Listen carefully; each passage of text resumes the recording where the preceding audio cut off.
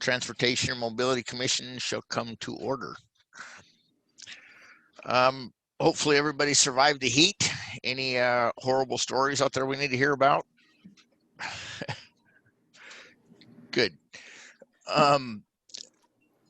So let's go ahead and start off taking a roll. Jan, if you could help us out with that.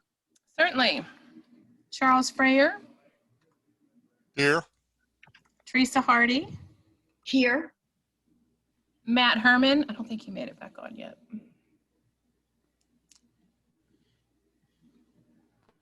Well, he had been. He was trying to reboot, I think. We'll see if we can come back to him, but for all intents and purposes, I think we've seen him, so we'll call him here until. Leah Jackson. Here. Michelle. I'm here. Thank you. Sorry, I don't have your name changed. Mike Payne. Here. Mario Raya.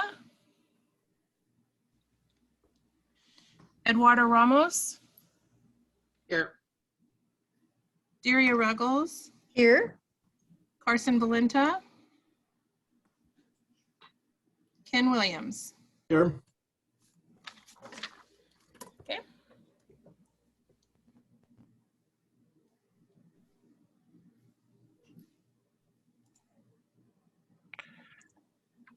Thank you, Jan. Was there anyone that had the city heard of anyone that was not planning to be here this evening? I haven't had anybody reach out to me to say they weren't able to attend. Thank you. And with that said, prior to the meeting coming to order, I believe we had no contacts in regards to public comments tonight. Is that correct? Yeah, at this time, Jan and I haven't received any interest from the community to provide any information at the meeting tonight. Okay. Go ahead. So on the agenda, do we have a moment to say if we think something should be struck from the agenda? We do. I was just getting ready to read the meeting preamble, and then if you'd like to take the floor after reading the preamble, that would be fine.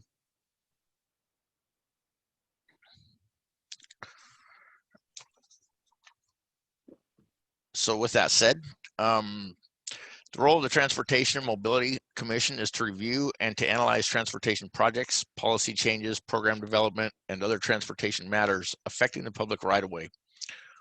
We follow a process including voting on action items during which, or action times during which the public has an opportunity to provide additional perspectives and information. In legislative matters, the role of the commission is advisory. The Planning Commission may hold separate meetings to consider our recommendations and provide their own, and City Council may also hold separate meetings to consider our recommendations and make a final determination. The Transportation and Mobility Commission will conduct a meeting tonight and take public comments during designated times. Any written testimony received by 2 p.m. will be read into the record by staff. Callers who have been pre-registered by 2 p.m. on the Transportation and Mobility Commission survey page will also be called upon to address the Transportation and Mobility Commission. And that's the part where I understand no one has made contact for that today. When you are called, we will promote you to a panelist so members can see and hear you as you provide comments. If you're providing the formal recommendation of a neighborhood association or other group, please tell us when the association voted on the matter, as well as how many people were for and against said matter. Please keep remarks brief and to the point. Remarks should be directed to the Transportation and Mobility Commission as a body, not the audience or the staff. Please do not repeat comments that have already been provided in print or verbally. Please show respect for the people commenting tonight, whether or not you agree with these comments. And just as a reminder, I know that the citizen comments as well as the commission comments have been limited to 3 minutes. But as we proceed, I'd like to give you the floor there, Lee. You had some comments that you wanted to bring forth.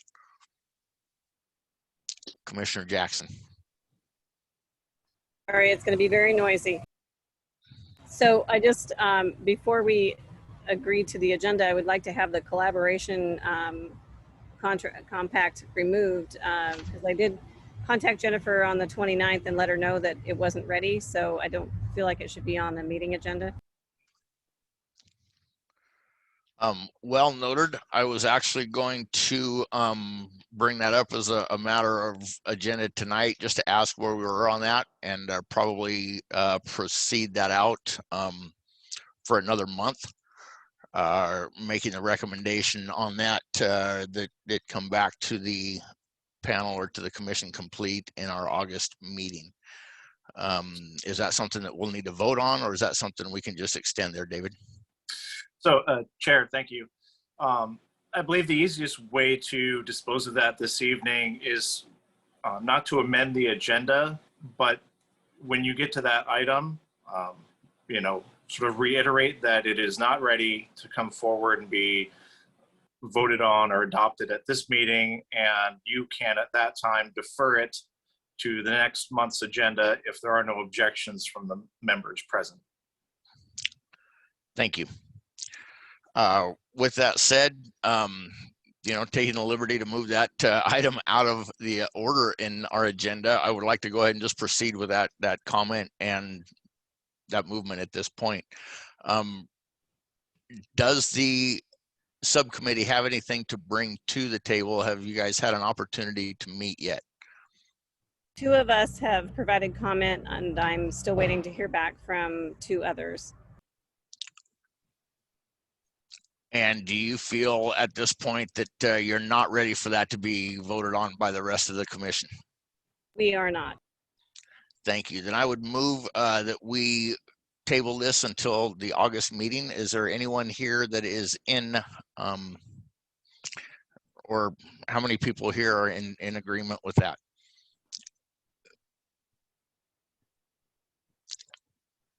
Jan, do we need to take an official vote for that just to move it to the next meeting?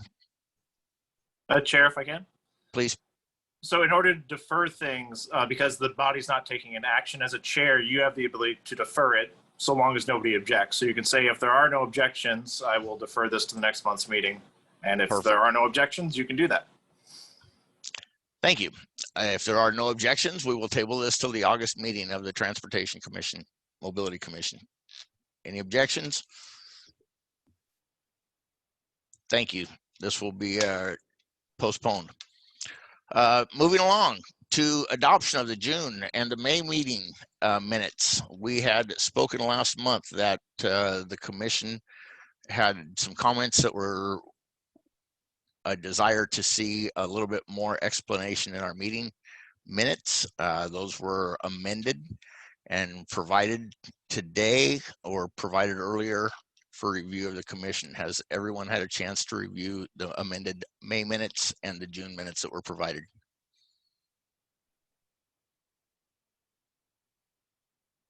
Has anyone not had a chance? I Does could anyone- make. I would like Go to ahead. make a comment unless Teresa has a comment to make prior to me. I have a comment, but go ahead first, Leah. I would like you to start and I'll finish up. Okay. All right. In looking at the May and June minutes, if you look at the transportation and mobility page that lists the agenda for each month that we've met, and then to the right of that is view details. If you go into view details, it gives you a TMC page where commissioners and the public can access the audio, and there is all the meetings have access to the audio except for our last meeting, the 6-1 meeting. And because of that, I not having a chance to listen to maybe sections of it, I feel uncomfortable moving forward with adopting the June minutes. And I also feel uncomfortable adopting the May minutes, but Leah, would you like to speak next? Yes, I'd like to say I too am uncomfortable adopting the minutes because of some things that have happened during the discussion of the tip and conversations that were had with Chris Malone. I am not comfortable not being able to go back and actually listen to the minutes. I don't wish to listen to the minutes every month, but at this point I'm not comfortable and would like to hear what was said. And I would echo that. And then I would add to that, that if we don't have explanations around questions and discussions from the commissioners, especially in relationship to the tip, that the public is not aware of actually what's going on if they look at our minutes. And then, because they can be very brief, even like in the June 8th minutes, where it said that Commissioner Ruggles had some participation about the TMC. However, she drafted a very long statement about the process of the TMC, where we're going, how we're looking at ourselves. And there was a lot of really integral things in that statement. There's nothing about that. So if I were the member of the public, it would just be perceived as, yeah, she made some comments about it. Okay, that's one thing. Then the second thing is that our audio only allows you to start at the beginning, and you have to wait till it moves to wherever you want. And like, it took me 30 minutes because I listened to it last night. It took me 30 minutes before I ever heard about TIP. And then I really wanted to listen to Commissioner Williams asking about public hearings and public input. And I really wanted to hear Chris Malone's kind of summary at the end of his tip presentation to us and how he perceives we're moving forward. And I wasn't able to go back and get the language that they used because you can't do that. So I listened to the whole thing, and today I wanted to go back and I had to re-listen to 30 minutes before the tip presentation started. So that to me seems like it's a difficult process for commissioners to know to review what we've been doing. And it seems like an impossible task for the public.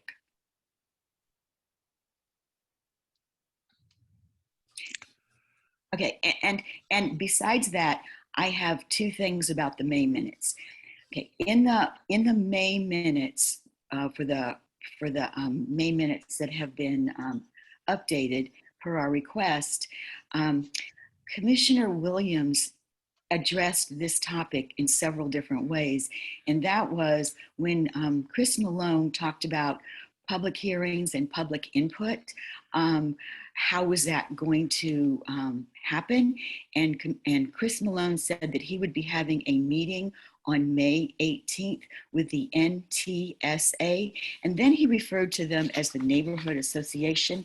But in reviewing, if you'll excuse me, I have to look at my notes.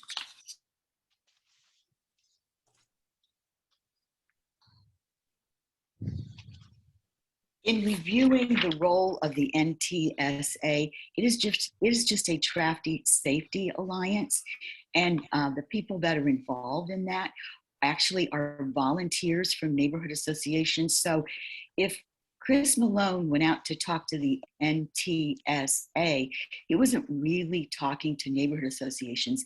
And then Anna Dearman, which is in our minutes, says that we as commissioners, if we want to provide her with any neighborhood associations we think that weren't asked or invited to that meeting, that we could do that. The problem is that how are we as commissioners going to know what neighborhood associations have been contacted when it wasn't the city who contacted neighborhood associations? It was the NTSA chair. And once again, that's just the Traffic Safety and Alliance. So I have some questions and concerns. Thank you. So yeah, I'm gonna go ahead and you know, kind of remind us that the expectation is 3 minutes on this. I know, but these are for pretty commission serious. comments. Okay, Pardon me? I know it's been long, but the problem is that there are some things that are being said and not being said, and it makes it difficult to ascertain what's actually going on. And without giving some example, that might not be apparent. So I appreciate the extra time you've given me. Thank you. Thank you. So with that said, I've heard that the concerns from Commissioner Hardy. Is there anyone else that briefly wants to add to this prior to us taking this to the vote? Commissioner Rea? Very quickly, minutes are not designed to give detail. As an example, Commissioner Ruggles' statement is in the minutes. The actual statement itself, she provided later, which can be attached to the minutes, but we don't need her actual statement in the minutes. The minutes are minutes. It's a Reader's Digest condensed version of what happened at the meeting. So I hope we don't get too picky over the detail in the minutes. That's all. Thank you, Commissioner. Commissioner Williams, your input. I have a few things. One, pardon the really terrible, terrible pun, but I was disturbed to see the June minutes use the word disturb instead of distribute. So evidently the editing was not quite as tight as it probably should have been. Secondly, there was, I should have written this down, been better prepared, but there was something along the lines of, Commissioner XYZ asked a question about ABC, staff responded. Like that seems pretty thin gruel. It doesn't help anybody. Secondly, aside from your point, correct me if I'm wrong, but I never remember hearing that we commissioners were limited to 3 minutes. I only understood that to be for public commentary. If we are limited to 3 minutes, I really don't understand how we can be a very effective deliberative body. Thank you. And I would like to echo that, because from the beginning, it has seemed like all communication should go through staff, and we haven't established any special committees or tags. So if we're just limited to 3 minutes, and I appreciate your reminder of that. And I also appreciate Commissioners Rhea that minutes are not to be, a full-length story.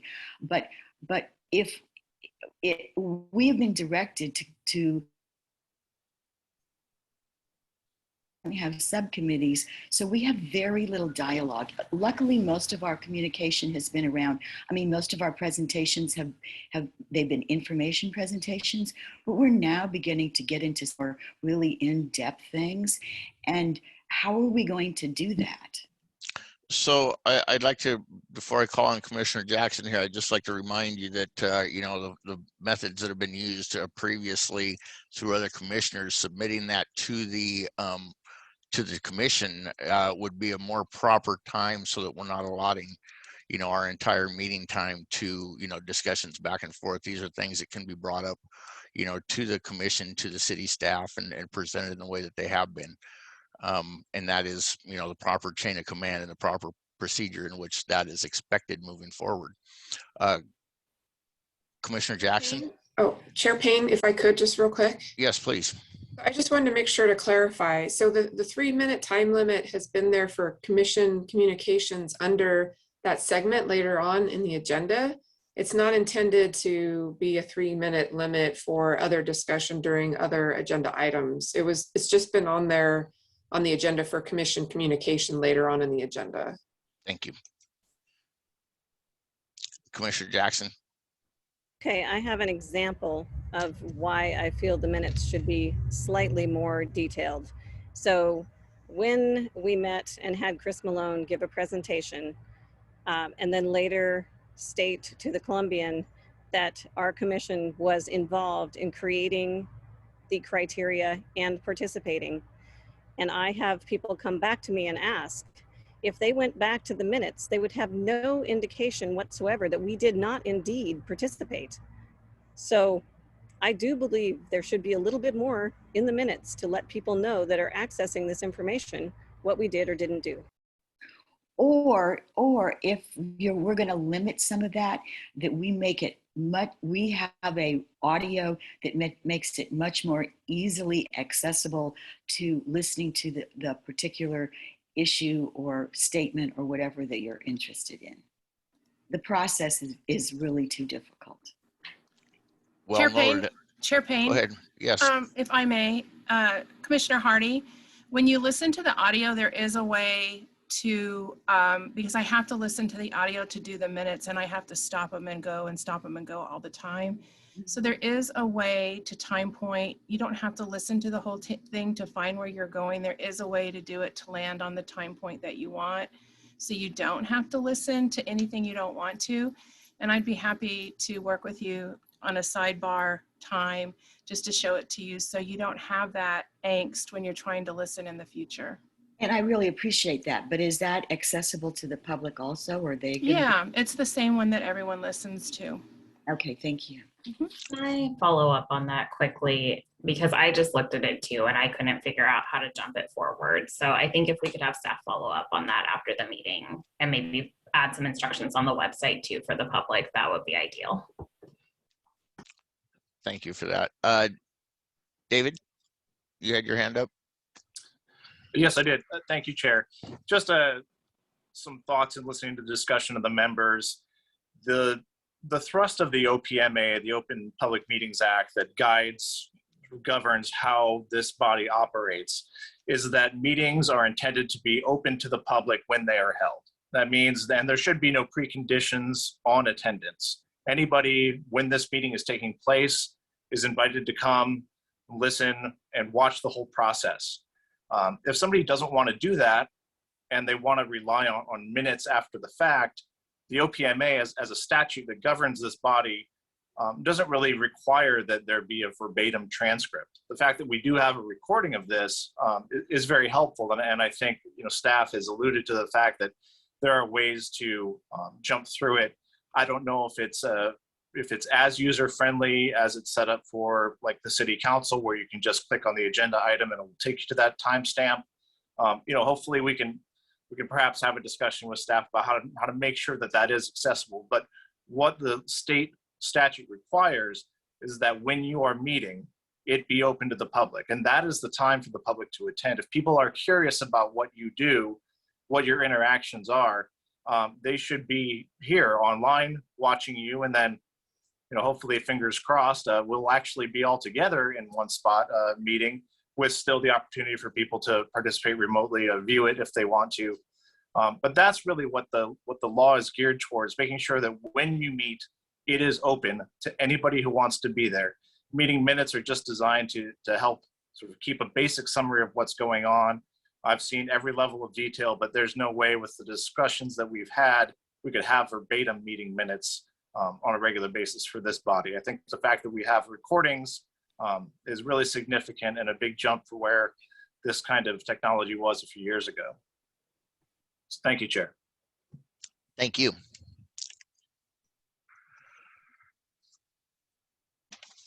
With that said, that brings us back to our action item of adoption of the minutes. There's been some concerns with both. Commissioner Ruggles, I'd like to hear what you have to say before we take this to a vote. Thank you, Chair. I just wanted to say that with respect to everything that I've heard, including what David just said, I don't think anyone wants anything exhaustive. It's the idea of having an executive summary so that we understand the gist. And then the more voluminous aspects can be attached. I believe that if I'm understanding Commissioner Jackson, Hardy, and Williams correctly, and I agree with that. Thank you. So with that said, we're going to take this vote to 1 month at a time, and we'll submit the May minutes for vote. Anyone wish to make a motion on that?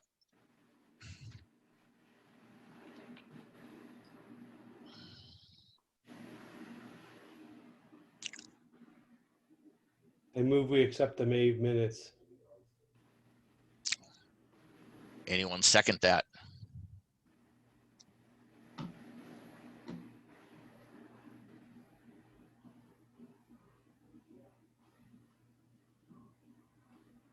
I'll second that.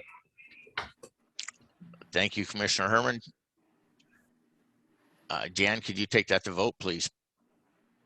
Before that happens, as a brief reminder, just to the commissioners, when you're making motions, it's going to be helpful because you may not have been speaking prior, just to say Commissioner Jackson, moves to blah, blah, blah.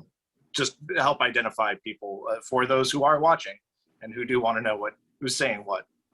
Thank you. Commissioner Freyer?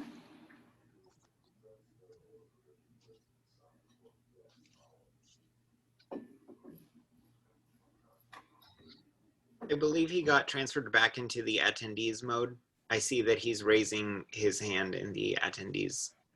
section of the meeting. Oh, okay.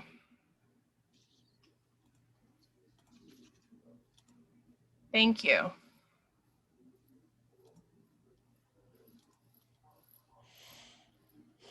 Okay, we'll try again. Commissioner Frayer,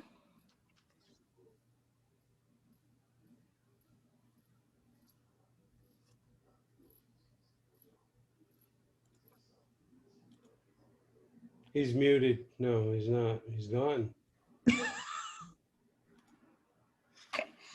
Commissioner Hardy, Yes. Commissioner Jackson,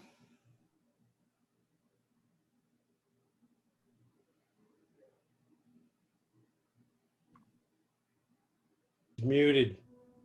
I think she has jackhammers behind her in her background.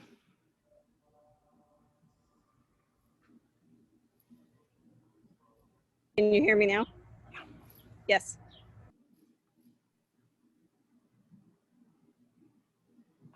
Commissioner McKenzie, Thana, Yes.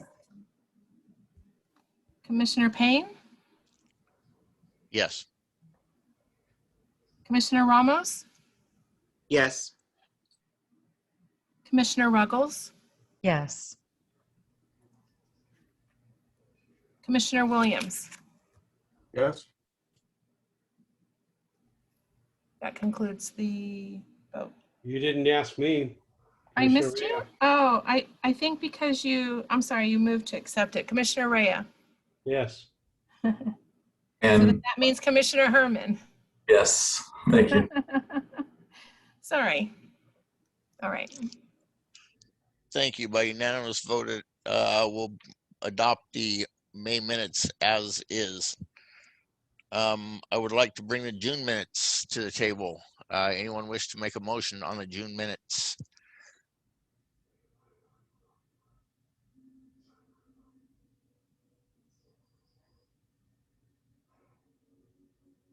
So Williams so moves. Commissioner Williams has moved. Commissioner Thana? Commissioner Rea, second. I just had a question on the June minutes, and I was absent from the meeting, but I noticed that Commissioner Valenta is noted as absent, but then is referenced several times later in the minutes. So I'm not sure if that's a correction or if there was confusion with Commissioner Valenta and another commissioner. I recall he came a little bit late, but he was certainly there. For June? Yes.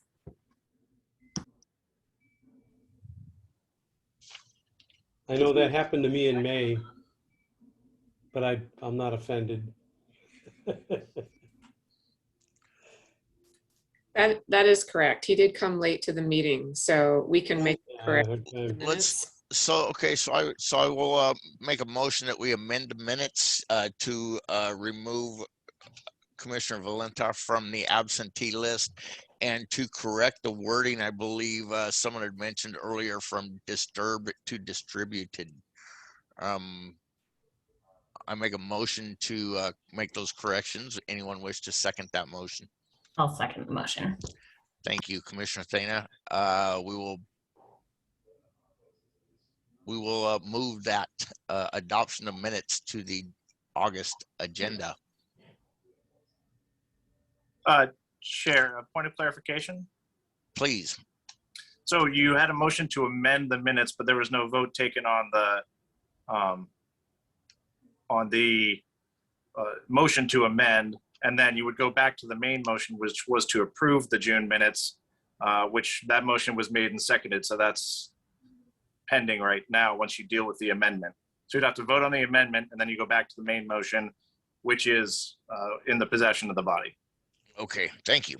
So Yes. for clarification, I appreciate that. So for clarification, then we are going to vote on the amendment to change the word distributed, disturbed to distributed, and remove Commissioner Valenta's absence. Jan, will you please take the vote on that? Certainly. Commissioner Frayer,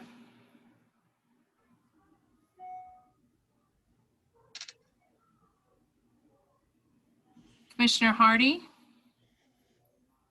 I still have a question around not having access to the audio. Is that going to be corrected? This is just, we're voting on the amendment right now to make those two changes to the minutes. What you do with the minutes after that is. Okay, I apologize. That's okay. Yes.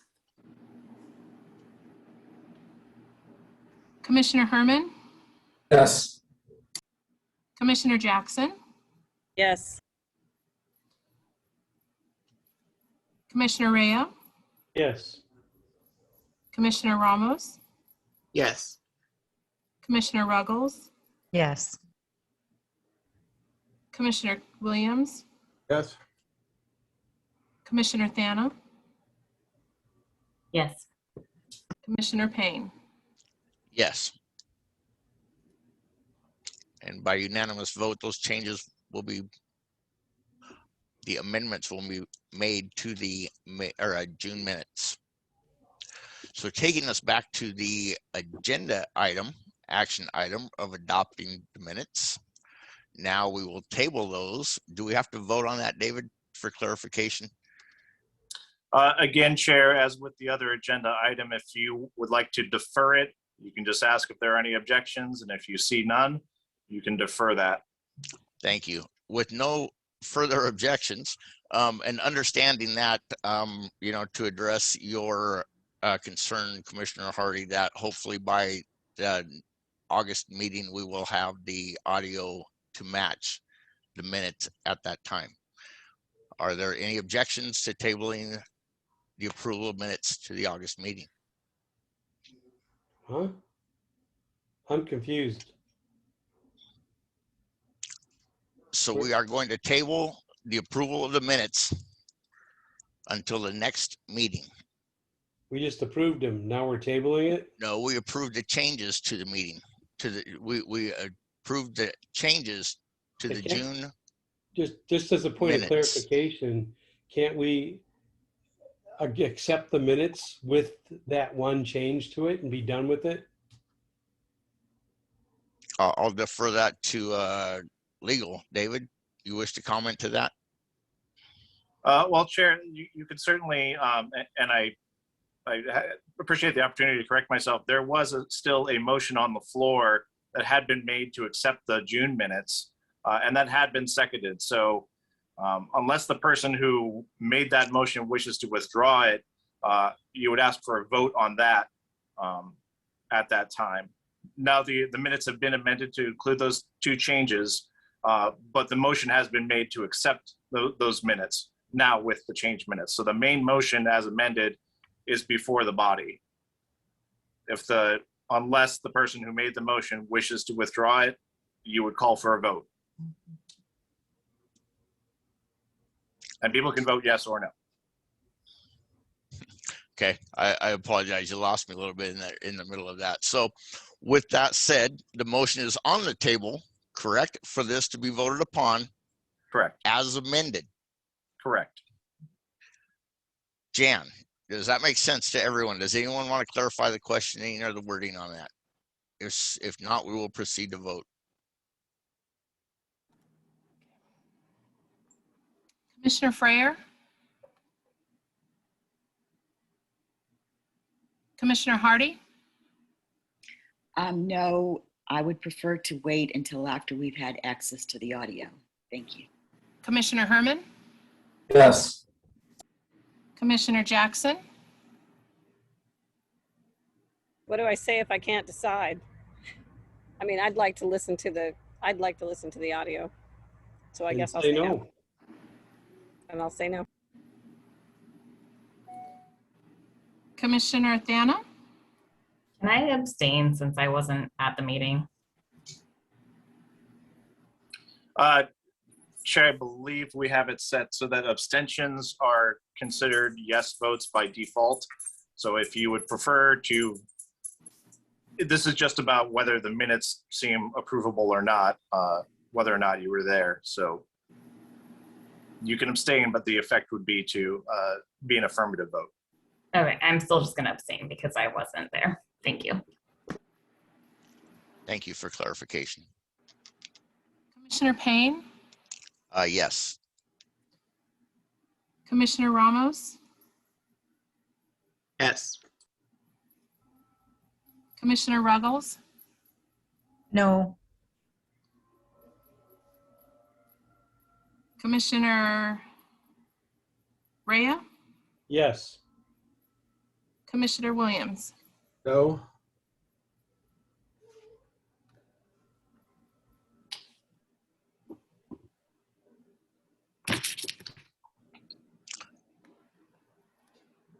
So Jana will have to ask for clarification on the results of the vote. Let me just check something real quick. Just one moment, please. Okay, so I count 5 yeses, which includes the abstain, and 4 noes.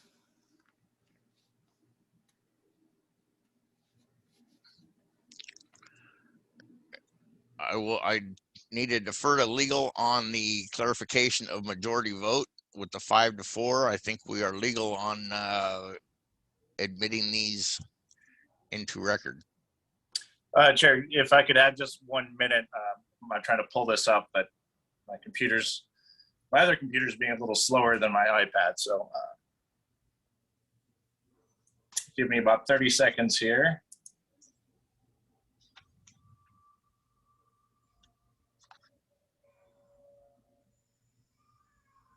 Jan, while David's pulling Yes. the information, oh, sorry, it looks like Commissioner Freyer is stuck in the attendee again.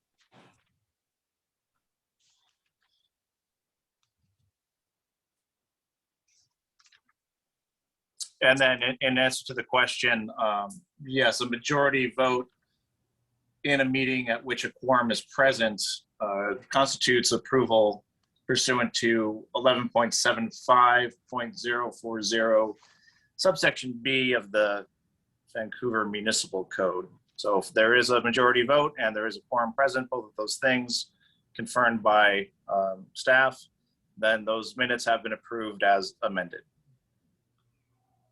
However, I will say I will make sure, and I think I can speak for staff here, that we'll be working in the next month to try and make sure that subsequent minutes are perhaps more user-friendly or more tied to the video as much as possible.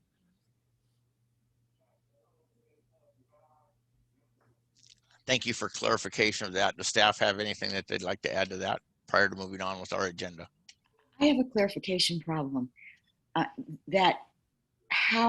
When are audios put online to be accessible through a link? Does it take a month, 2 months? What's the process of having the audio up before our next meeting?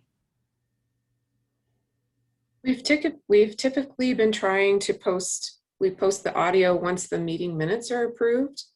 But in this case, because the May meeting minutes were postponed, that's why the audio for May was up. But we can work to have the minutes or the audio of the meeting up sooner. So when you're reviewing the minutes, you have that as a resource. I was looking at our page and then also Planning Commission. It appears that the way the audio is uploaded and put on the web for other commissions as well as our commission, you cannot like move forward or move around in the audio.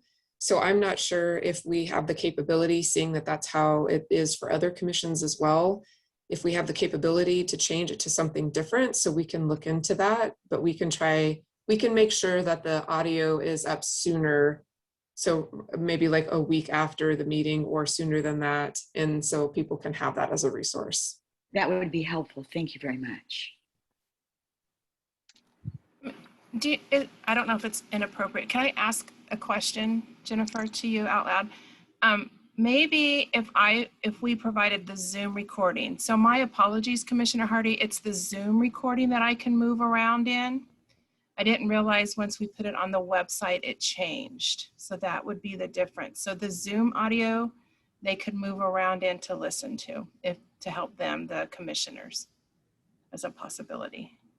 Well, and also the public. I mean, if we can expedite people finding answers or clarification around their questions, you know, that's helpful to all of us. That's transparency.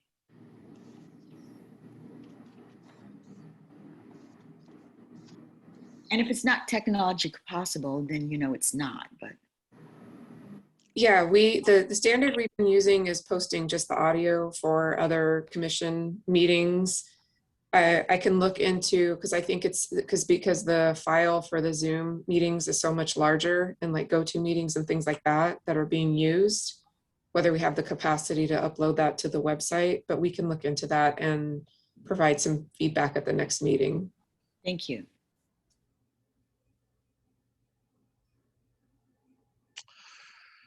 Thank you, everybody. With that said, with that behind us, let's move forward on our agenda. The next item that we have up here in front of us is the informational item on the transportation system plan, collision dashboard, public outreach process, and community values discussion. I know that we have a few visitors here that Jennifer has invited, or the city has invited to be a part of. Esther and Eddie, I believe, are going to be sharing with us tonight. So Jennifer, if you'd like to introduce our guest speakers further, I'd like to invite them to the table at this time. Yeah, so we had at the meeting prior to this, we had Tom Brennan from Nelson Nygaard and Stephanie come and talk about the transportation system plan, and we didn't get very far through the presentation. So we really had the opportunity to really get into the details of the underserved community analysis that we had developed through the transportation system plan.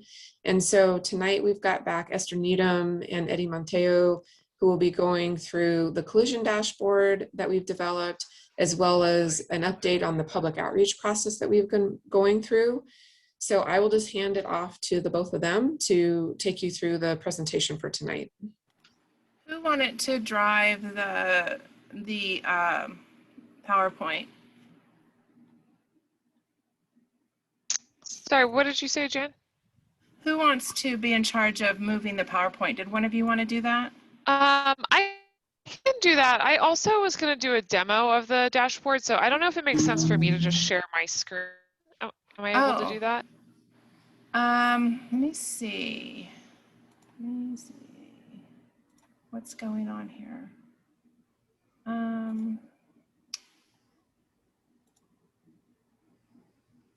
There we go.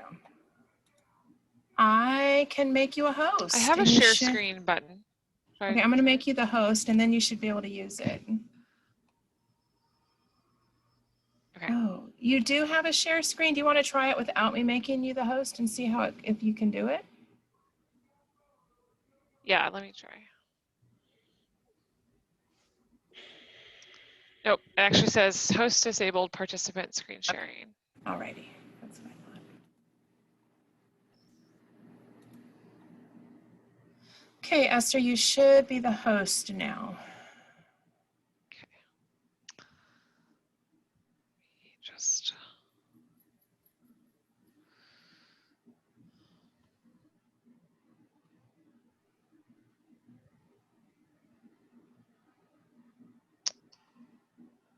Sorry, I lost access.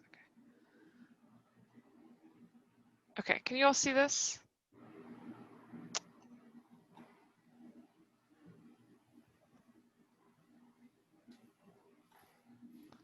Can you all see the screen? Ken? Yeah. Yes, okay, great. Okay. Great, so thanks so much. I'm really happy to be here to get to present to you all. So my name's Esther. I'm with Nelson Nygaard, and we've been working with Jennifer and Anna on the transportation system plan update. So I believe you have had some introduction to this before and at the last TMC. So I'm gonna talk about the collision dashboard, and then I'll hand it over to Eddie to talk about the outreach and values. So we put together a collision dashboard, and this is a public-facing tool. can view the data, query collisions in Vancouver. The data starts at 2015 and goes through 2021. I believe it goes up till May, but looking at the data, I think it's not the full month of May yet. So the data is sourced from the Washington State Department of Transportation. They collect crash reports from all over the state from different reporting agencies, and then release that as one source for folks like us to use. So we worked with the city to set this up, and it's kind of a pipeline that brings in that data from WashDOT monthly, and it publishes new data to the dashboard, so it should be always updating. And that process that we've set up cleans up the data a little bit, categorizes some of the variables that are available to filter on, and then the data is enriched with some spatial data. So we're matching it with the equity zones and with intersections. So this is just a snap of what the dashboard looks like, and I will jump in and do a demo shortly.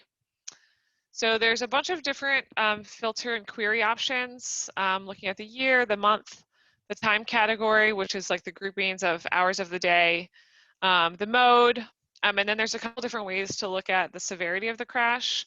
You can look at fatal or severe kind of as one group, or you can break it out as property damage only, injuries, or fatal. And there's also a series of charts and a number of overlay layers. So you can see neighborhoods, a heat map density, and then those equity zones. I believe you all were introduced to those at the last TMC. Okay, so I'm going to jump into the demo. Let's see if I can make this work. Okay, can you all see the dashboard now?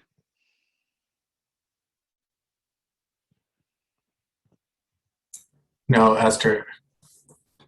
Now it's okay. Now, yes? Yes. Yeah. Okay, great. Thank you. Thank you. Okay, so yeah, so here's the dashboard. As we can see, we have these filter and query options, kind of updates. So if we wanted to take a look at 2021, we can see we have data through May. There's 530 collisions so far of those, and you can filter to fatal or severe only, so we can see that. And then if you wanted to see like just fatal crashes, you can filter further, and you can see there was 4 fatal crashes and 1 pedestrian. So just zooming back out here for a second. We can see on the map all of the crash points, and there's buttons up here on the right. This is the legend. So orange dots are vehicle only crashes, green is bicycle, blue is pedestrian, and then there's actually 1 purple dot that's bicycle and pedestrian together, but there's only 1 crash. And the red outline on some of them, and also their size a little bit larger, these are collisions that were fatal or severe injury, so they're kind of identified a little bit different visually. You can also go in and click on any specific collision, and this table will pop up. This shows a lot of the fields that actually come from WashDOT, from the crash reports. So you can see some more detailed information, including the exact time of day. Occasionally there'll be some null fields here, and that's just as a result of that information not being filled out by the responding officer who made the report. Let me zoom back out. So you can also look at some more information. Like I mentioned, we can toggle on neighborhoods, and you can actually click on these and get the name of the neighborhood to pop up. We can see the density. So this is a heat map layer. One thing to note about this is it doesn't update with the filters. It's kind of a static layer. And then we can see those equity zones as well. You can also select crashes. So obviously, as we mentioned, we can filter and query on the sidebar, but if you're looking at a specific location and you want to like count the crashes or select those, there's a selection option here. You can do it in different ways. You could do a rectangle, select all of those, or there's some different shapes. The lasso one is interesting because you can kind of just like draw a shape around the crashes that you're interested in and select those, and everything, including the charts, will update.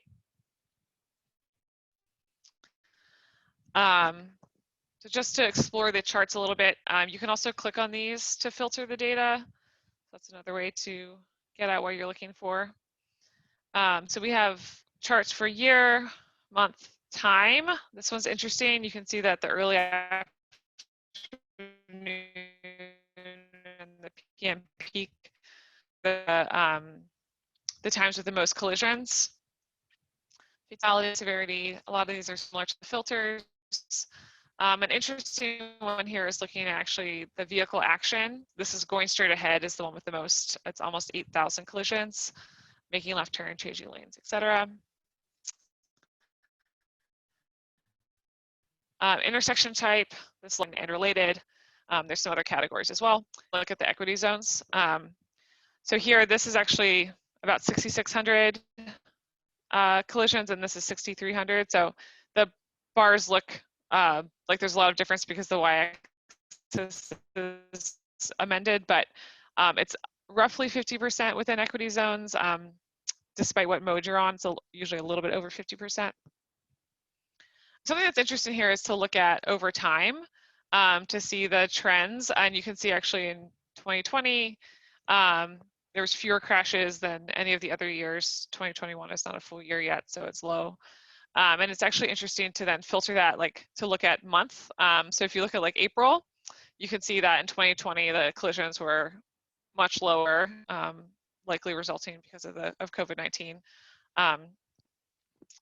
So any questions or anything you all want to see while I'm still in the dashboard?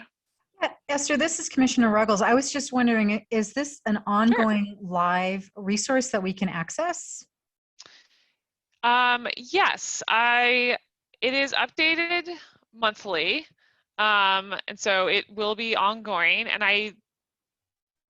I'm not sure if the link has been published yet, like released by the city, but it is technically public and it will be like launched and publicized. Jennifer, if you have anything you want to say. Yeah, we're still working on a landing feel free to page jump in. for the, we're still landing on a working page for the dashboard. And so we're hoping to have it publicly like available within the next month. Thank you.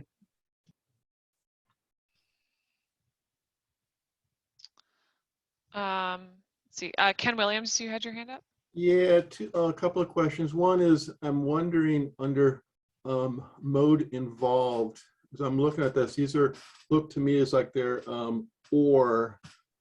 Can you get, is there an and, a Boolean and you can do? I want to see vehicle and pedestrian, but I don't want to see vehicle only. Good question. So this filter, you can look at multiple modes at once. So it's like rated like checkboxes. But the way that the modes are categorized is that if there's a pedestrian, if there's a crash that involves a pedestrian, it's categorized as a pedestrian crash. So this is a vehicle and a pedestrian. No, it's actually, it's a vehicle. And same thing with bicycle. It's a Boolean or. Yes, exactly. Okay. Second question. Right. So if you have both of these checked, it's vehicle only and pedestrian crashes that involved a vehicle, if that makes sense. Well, we also have a guide here. I should have mentioned that. So second question is later on in your presentation, you mentioned that something like 25% or something pedestrian accidents involved a right hook. How do I extract that information from this data set? Good question. So you can filter on pedestrian, and then we can look at vehicle action.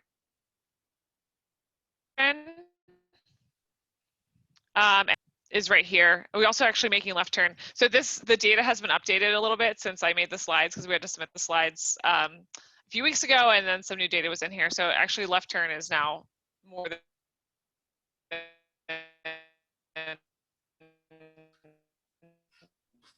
than right turn. But yeah, you can tap it and you can just do some math to get the percentage. This data, there's some other, like if you had more detailed things that you needed to know, I think there are some more fields available, like if you click on the the crash itself, but that's obviously going to be harder to access. And then the intersection type, I think that's something else that's referenced in the slides, that for pedestrian crashes, this at intersection and related to intersection is the most prominent category here, whereas when you're looking at all modes or vehicle only modes, going straight ahead is the most prominent category. Thank you. Yeah. It's like Commissioner Herman. So looking at the data, it looks like some of the information is showing on I-5, SR14, SR500. Is there a way of filtering just City of Vancouver jurisdictional roads, since we're only dealing with the TSP is just the jurisdictional roads? Yeah, you know, that's a good question. I thought that we had filtered those out, and that might be something that we need to go back and do. But there is not a built-in way as a part of this dashboard to do that. It's a good question.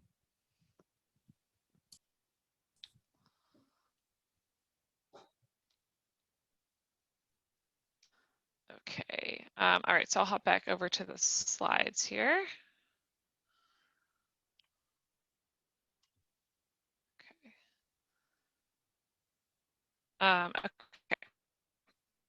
Can you all see the slides again?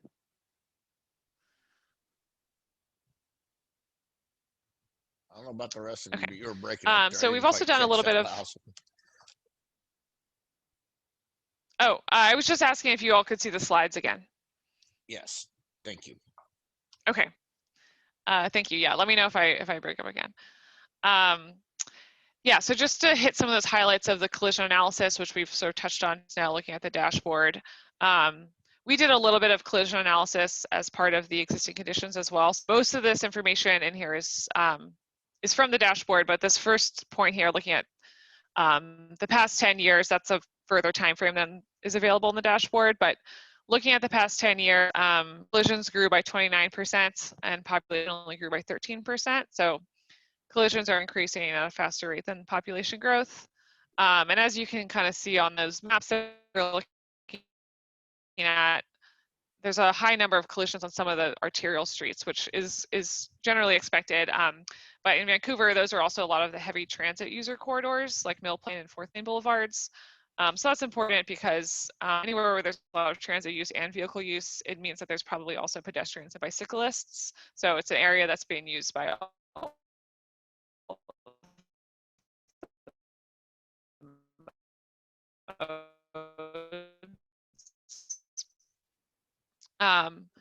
About within aqueducts and peak hours. So then looking at bike and pedestrian crashes, they are significantly more likely to be severe or fatal. So between 2010 and 2019, only just under 2% of vehicle-only collisions were severe or fatal, while 10% of bicycle collisions and 24% of pedestrian collisions were severe or fatal. And you can see that reflected in these charts here. Looking at the bike and ped collisions, you can see that the no injury is relatively low compared to the no injury for vehicle only. And that non-severe injuries and severe and fatal injuries are a higher proportion of bike and pedestrian crashes than they are for vehicle only collisions. And then again, as we mentioned, the right turn hook is something that comes up, and also the left turn. So bike and ped crashes occur more often at intersections than vehicle only crashes, and these turns, so right or left turns, makes up a higher percentage of bike and pedestrian crashes than for vehicle only. And you can see this diagram here, with someone in the crosswalk and a car turning right.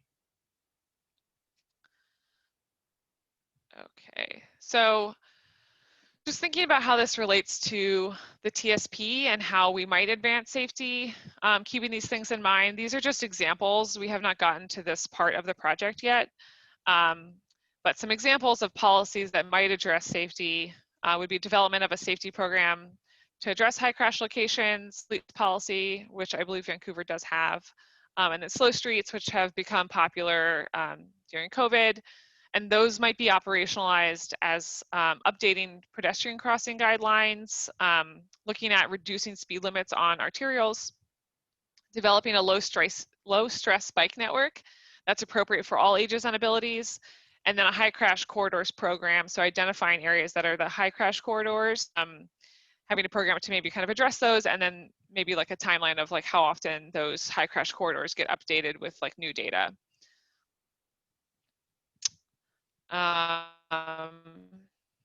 Great. So yeah, so chance for any discussion or feedback. We have some prompts here, but if anyone has anything else they'd like to bring up, please feel free. Let's see. Commissioner Ruggles, looks like you have your hand up. Yeah, thank you. Can you speak a little bit more about the high crash program? Whatever that is. Yeah, so that's not something that, I don't believe that's something that Vancouver currently has. Yeah, so it's usually cities or counties or whatever jurisdiction it might be will develop a set of criteria that they identify areas that are considered high crash corridors. And sometimes it's called a high crash network. And then that is used as sort of like a standard in different analyses, like looking at, maybe if you're looking at setting up a low stress bike network, you might compare that against the high crash corridors and see like where is there overlap. Sometimes those also include programs to improve safety on high crash corridors. They get kind of like a priority because they've been designated that way. Oh, I'm sorry, but can you say what a low stress bike network is? What does that mean? Sure. So there's different ways to measure bike stress. One of them is looking at what is the posted speed on those streets, how wide are they? Is there bike infrastructure like a bike lane or sharrows or a protected bike lane? There's kind of different like levels.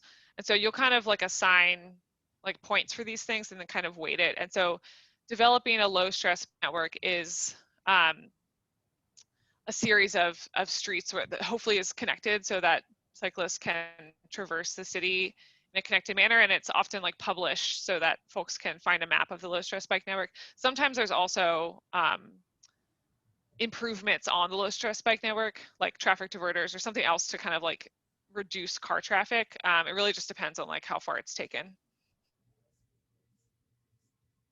Thank you. Commissioner Williams, you have your hand up?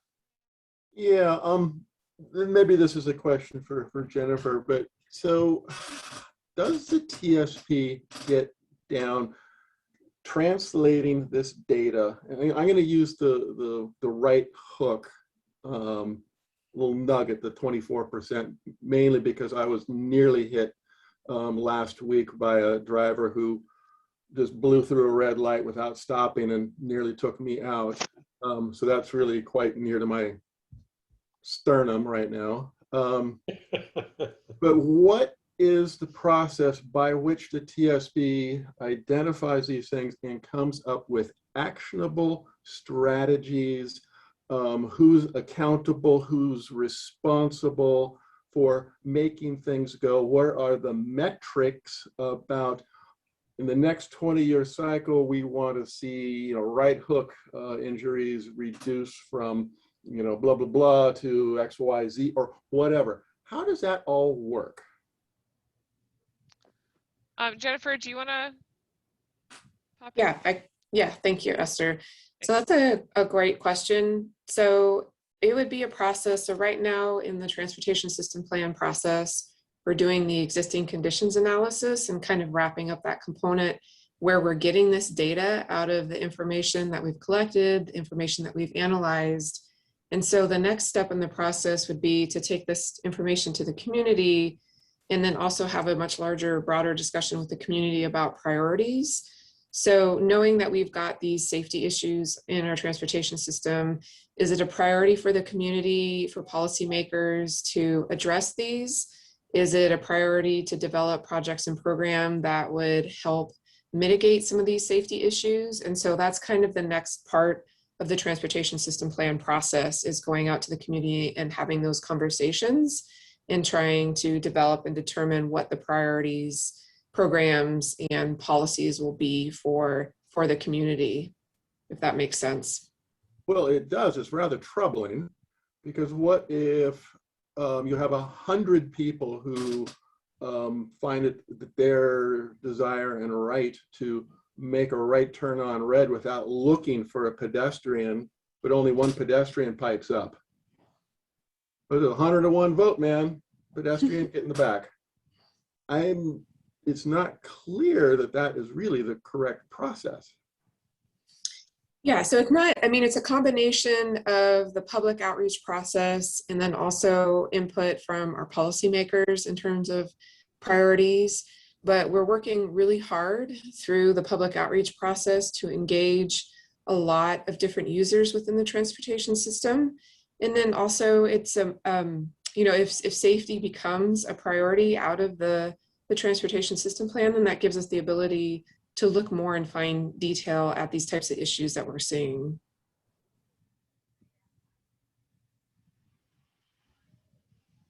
And then finally, is this commission going to be weighing in on those objectives as well, or is that kind of mostly through the community outreach program? No, the commission will definitely have a role in the process, and that's actually part of the next component of this presentation. And so Eddie will be walking through with you what we've done so far in terms of the public outreach with kind of the existing conditions analysis. And then we have a values-based kind of discussion, a values-based tool that we'll be rolling out to the community. And you'll have an opportunity as commission members to participate in that, as well as other opportunities along the way in the next coming months. Thank you. Thanks, Jennifer. Commissioner Payne, I believe you have your hand up. I do. I'm just curious. You know, it's probably pretty late to be asking this question in the process, but has there ever been any discussion, or do you foresee any discussions of including motorcycle or crash data involving motorcycles in this dashboard?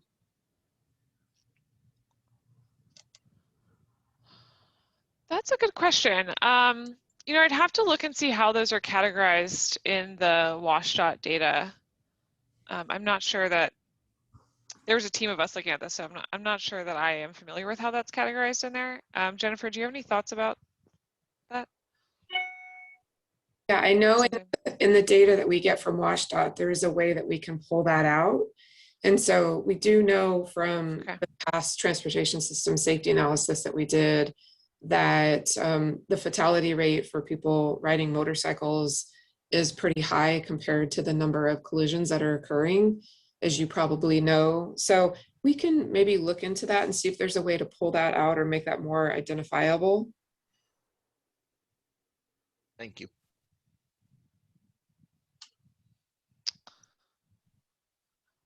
Thanks, Jennifer.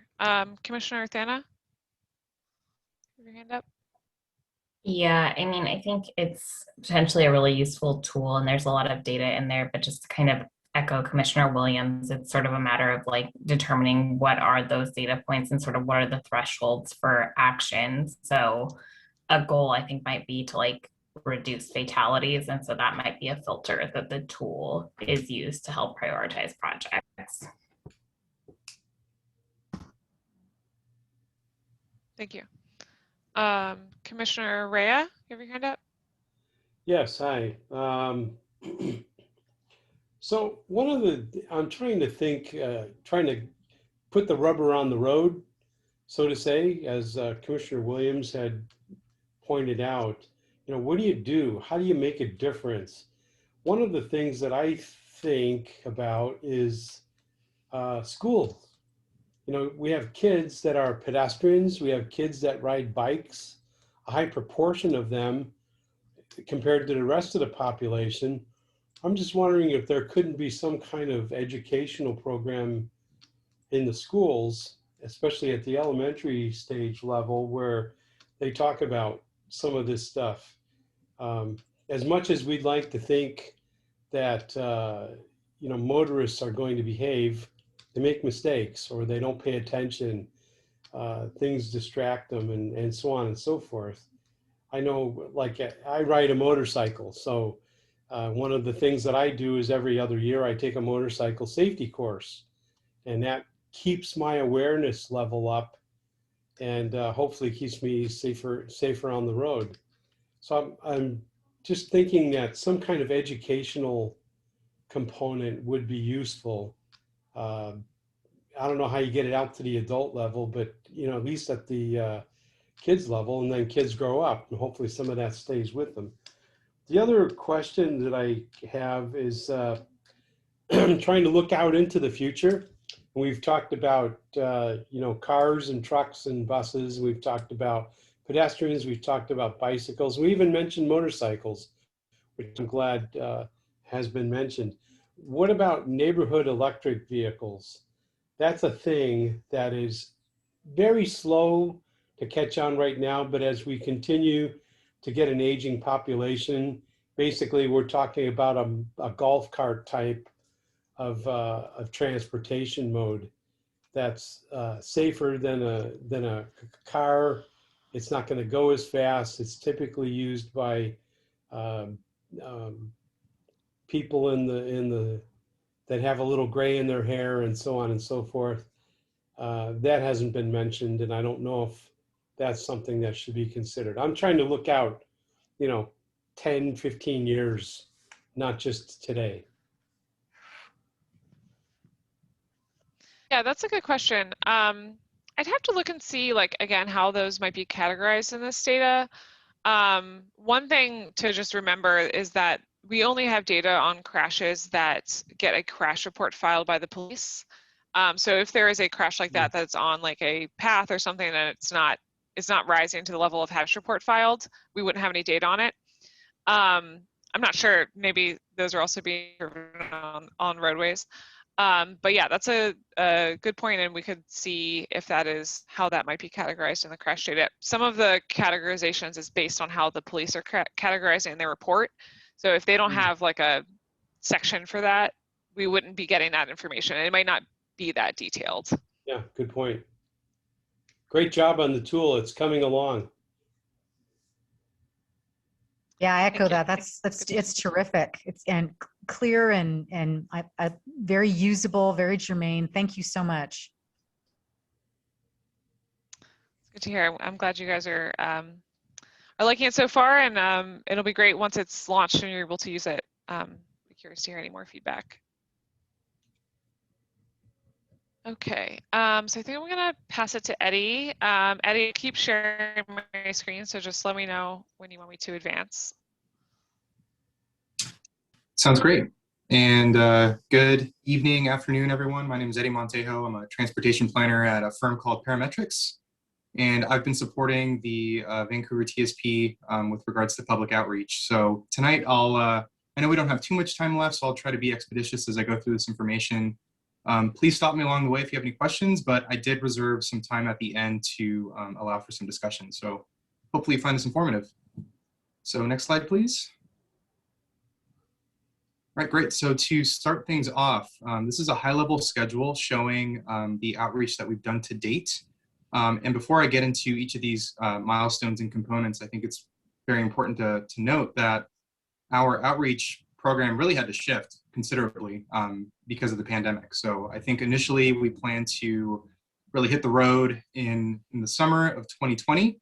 Of course, that was when things were probably at their worst in terms of the panic in the community, and rightfully so, of course.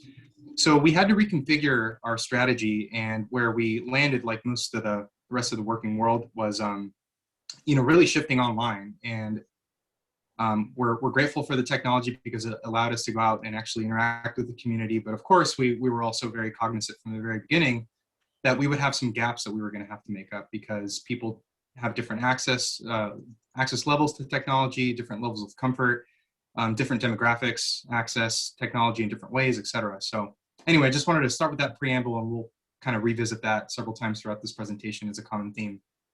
But to kick things off in October of 2020, the first thing that we did was launching the Be Heard website. So the City of Vancouver has a Be Heard platform that they've used for several other projects. It's a great platform because it incorporates not just kind of your typical website elements, but it also has some interactive tools built into it. So we took full advantage of that.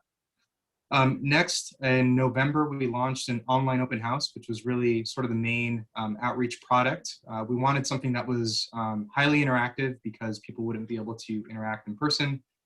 And we carried that really all the way through May. That was the other thing that I think we changed in a typical online open house. I think we'll try to keep it open for a month or so, but given the circumstances, we really didn't want people to feel like there was any barriers to participating. In February, we ramped up our efforts with regard to reaching out directly to community members and community-based organizations. And in May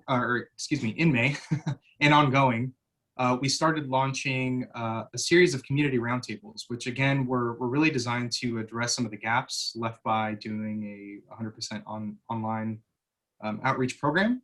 And I'll share some of the high-level findings from those events in a few slides here. Next slide, please.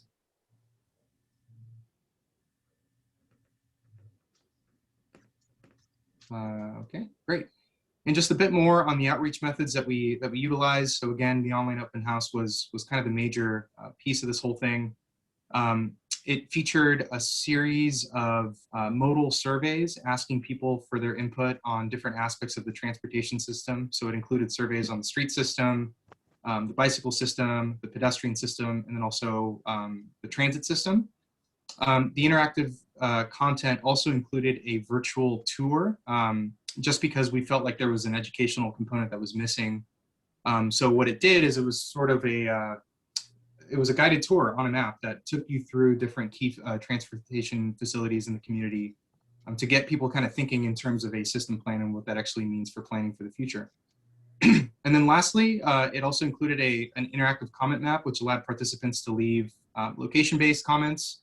So anything from issues to barriers to opportunities that they saw in the community, that allowed them a way of capturing that on a map. And again, with regard to the Be Heard page, we use this as kind of a stop-all for all of the information related to the project. So it included a basic introduction to the project. It was how we rolled out the branding for the project. Subsequently, the city worked to develop a video talking more about the project. There was also a newsletter sign up. And again, we took full advantage of this tool since the city already uses this on other projects. So we incorporated the same surveys in the online open house on the Be Heard page to give people an alternative format to participate. And we also activated a few interesting features that allow people to provide feedback on an ongoing basis. So we had three. One is Tell Us Your Story, which really just gave people an opportunity to tell us broadly what their experience is, getting around the community, what issues they face, what works well, what doesn't. Sharing their ideas. So Commissioner Rea and Commissioner Williams, both of you alluded to, well, what do you do about the problem, right? And we thought this was an important way of fielding some of those early ideas from the community directly about what you actually do to address some of these issues. And then lastly, asking a question. Of course, there's going to be lots of questions with a process like this, and especially when you're dealing with an entire system. So those are open-ended ways that people could participate, and those are still open today. Next slide, please.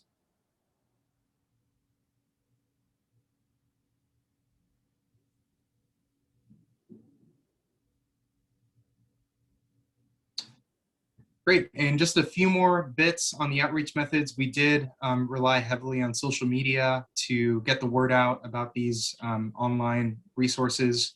On the left there, you can see an example of some of the Facebook posts that we did. We did translate those in several languages. We also posted to Nextdoor, which has a pretty active neighbor community. And we also shared information about the online open house and surveys through the Vancouver Connects newsletter. And recently, we have also submitted a draft article to be included in the Vancouver Messenger, targeted to older adults in the community. Next slide, please.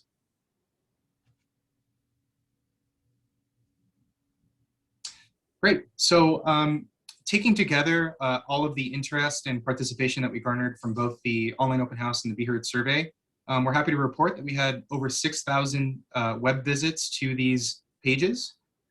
Resulting in 695 completed surveys for different transportation modes, 189 map comments, and 86 new email signups to our list of interested parties for the project.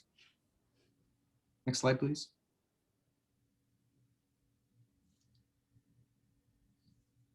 And to break these statistics down a little bit, this slide just reports out what we collected from the Be Heard site specifically. So we had almost 3,000 total visits with a max visitor per day of 219. And that correlated when we were doing heavy social media outreach, which was a good indicator that we were being effective in our outreach. And the other thing that was pretty neat about the Be Heard platform that the city uses is that they have some built-in analytics that provide some insights on how people are actually engaging with the content. So at the far right, you have 2,000 aware visitors, and that just refers to people that visited the website and stayed on it for more than 30 minutes, ostensibly reading the information and taking it in. Informed visitors refer to people that not only stayed on the website for 30 minutes, but actively engaged with the site elements. So whether they were opening up documents to read more about the CSP, watching a video, clicking on a link, etc. And then engaged visitors refers to people that actually engage with one of those tools that I shared briefly. So from this site, we collected 240 modal surveys, 12 tell us your story stories, and 7 ideas. And I'll note that, like Esther mentioned, we submitted this presentation a couple weeks ago. So we've actually collected more stories and ideas since then, which is great. Next slide, please. All right, and in terms of the online open house, which again was really the main kind of feedback collection tool, we collected a total of 455 modal surveys, most of which were regarding the street system. So you can see in the orange below, those are sort of the modal breakouts, followed by pedestrian surveys, that was very important to people, and transit surveys. Next slide, please. And just in terms of where the responses came from and how the responses were distributed geographically, you can see here in this map, the darker colors indicate where we had more participation, the lighter yellow and green where we had fewer. And you can see there's kind of this east-west pattern here where we actually found the most participants in the Fruit Valley area and in downtown, with progressively less respondents on the east side of town. Next slide, please. And just overlaying that same information with the map comments, which again were sort of location-based comments that people were able to drop on a map in the online open house. The vast majority of those comments were actually related to bicycling, followed by driving and walking. And in terms of trends, probably not surprisingly similar to what Esther shared with the crash dashboard, there seems to be some clustering around some of the major arterials in town. So you can see that a lot of those comments are around the I-5 corridor, and then also Fourth Plain Boulevard. Next slide, please. Great. So in terms of key findings, one of the things that really emerged to the very top in all of these modal categories was improving the non-motorized system. So 60% of the folks who participated in these surveys rated Vancouver's pedestrian and bicycle network as needing work. Traffic safety, of course, was also the most identified challenge, and that was true for all modes, especially related to pedestrian safety, high traffic speeds, and speed limits. And in the data, we saw this play out in a couple of different ways. For automobile drivers, traffic safety was a major concern at intersections. And for pedestrians, crossings, of course, are always an issue of concern. Next slide, please. Okay, and then addressing network barriers. This was also a frequently identified transportation need, regardless of mode. And it was actually very related to the safety issue. Again, when there is high congestion or delay at an intersection, it can present a network barrier for people and vehicles. And similarly, if it's difficult to cross at a given location, it can be a real mobility barrier for people using mobility devices, people who walk or people who bike. And lastly, improving transit service was another frequent finding. Frequency and reliability are important, especially in the early in the morning, late at night, and on the weekends. And a bit more on that in a minute when we get into the roundtables. Next slide, please. And again, I apologize that I'm going through this a little bit quicker than I planned to. I just want to make sure we leave room for discussion. So the community roundtables, like I was saying before, we knew that the online outreach would be effective but limited, and there's some equity issues related to that. So once we were kind of coming out of the worst of the pandemic, we really made an effort to reach out to individual organizations and community leaders to try to get some more meaningful discussion scheduled. And we were successful in getting 3 of these done to date. So the first one was on May 18th and included representatives from the BIPOC and disabled community. And the next 3 slides really just hit on a couple of the highlights that we really thought kind of, tied together the major themes of the meetings. So for this one, we had an individual who was both Black and blind and depended on transit to get to school. And she shared some very moving testimony with us about the challenges of getting around the system, given those constraints. So, quote, transit service is limited on the weekends, which means waiting an extra hour at night. This can be a huge burden if you already have a disability or are Black and don't always feel safe being outside. And a lot of the other folks on the call shared that sentiment. Next slide, please. So the next meeting was on May 19th, and this was a small group discussion with representatives from the NAACP, the Asian and Pacific Islander community, and also low-income communities. And here, I think the main theme was just that, as we talk about equity with regards to the TSP, we really need to make sure that we use our findings and our thinking around equity to actually invest and empower communities. And I think this quote does a great job of illustrating that. So, quote, gentrification risk is not a good reason necessarily to deprive BIPOC communities of services and investments in critical infrastructure. These communities need these improvements. Next slide, please. And lastly, or most recently, I should say, on June 15th, we had a small group discussion with representatives from the Latinx, low vision, senior, and low income communities. And the theme here was really related to transit and how we can do a better job connecting our region more broadly. There was a lot of discussion about how movement and transportation mobility within the city was important, but it was also important connecting both Portland and Vancouver. So this quote says, "We should see ourselves as citizens of the entire regional area, not just across the river." Next slide, please. And I promise I'm almost done. All right, and this is just a quick snapshot of how we collected the feedback. Again, we really did our best to do what we could with the virtual event. You all share that misery, I'm sure, by this point in the pandemic. But we use something called Google Jamboards, which is a collaborative web-based tool that allows you to essentially do a sticky dot exercise. So participants were given a link where they could go in and actually edit this in real time. So as people left comments or I took notes, they could see that being populated in real time, which I think contributed to a more collaborative environment. Next slide, please. And where this was all leading, really, was this values wheel exercise. So as part of the roundtable, one of the things that we really wanted to get at was really sharing this menu of values that we've been grappling with that we're hoping to use to shape transportation goals and eventual solutions for the TSP in the fall of this year.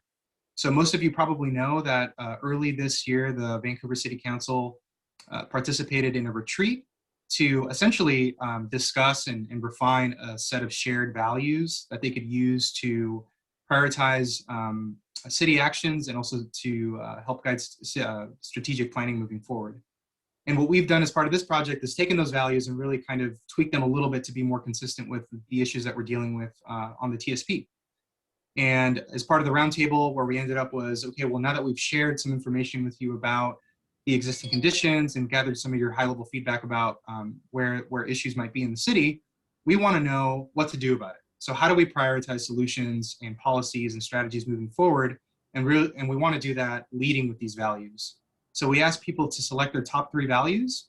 And I think an important disclaimer is that we also had to explain to people that, it's not like these are mutually exclusive categories. The TSP is being informed by community feedback, but it's also being informed by all of the great analysis that the team is doing. So we know what the issues are, and we know that an ideal TSP would deliver on all of these values, but given limited time and resources, we want to know what's most important to you. So that's how we kind of framed up the discussion, and then I think we collected some pretty good feedback. So next slide, please. So here's just a couple of examples of what it looked like in the Google Jamboard. So again, people were able to go in and put a virtual sticky down letting us know what their priorities were. And then from there, we had some discussion and kind of moved some things around and had some good ideas come from that. So from there, next slide, please. Here's what we're currently finding from these community values exercises is that access to the transportation system is probably the highest priority for all people. And, you know, access can be defined in different ways. Of course, if there's a financial barrier to the transportation system, then it's not accessible. So people can't access it. Similarly, if the system is unsafe or uncomfortable or not user-friendly, depending on your personal mobility situation, then it's also not accessible. And then equitable access and investment. Again, if the transportation system is not being, or if investments in the transportation system are not being distributed in a way that's equitable and fair, then it's also not accessible. So that was really kind of the take-home message. And I think this quote does a great job of summing that up, which came from one of our roundtable participants. If it's not affordable, it's not accessible. And if people can't access the system, then it doesn't matter how good it is, which I think is very powerful, right? You can improve the system as much as you want, but you need to make sure that people can actually benefit from it. So next slide, please. So to our discussion, and again, I apologize, and I went a little quickly through that, but I think this is really the important part. Are there any surprises or things that you think are missing from the feedback so far? Are the tools that we've used thus far making sense? And do you have any suggestions on ways that we could expand our outreach? So with that, I'd like to open it up. Well, I guess I'll defer to the chair to facilitate the discussion period, but I'll do my best to answer any questions that you have. Thank you, Eddie. Before we move to the questions, I just want to tell you that I appreciate you and Esther and your presentations tonight, helping us, you know, walking us through this and giving us more exposure to what's going on. Just as a side note, before we take the first questions too, and I didn't hear this mentioned, I apologize if it was, but if you don't have the My Vancouver app yet, that's a good way to access a lot of this information. You know, that's the way I get to the Be Heard and the Vancouver Moves websites quickly. So I just wanted to throw that little pitch out there as well. So with that said, we'll open up questions. Commissioner Ruggles, I see you had your hand up first. Would you please take the floor? Thank you, Chair. Yes, first of all, Eduardo, I I'm just want sorry, to say, may I interrupt just a minute? Esther, would you please send the hosting back to me? I've got people I need to admit to panelists and I can't do it.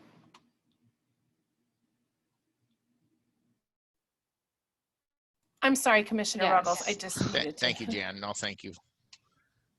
okay, thanks. No, that's okay. So I just want to say thank you. Really well done and really clean.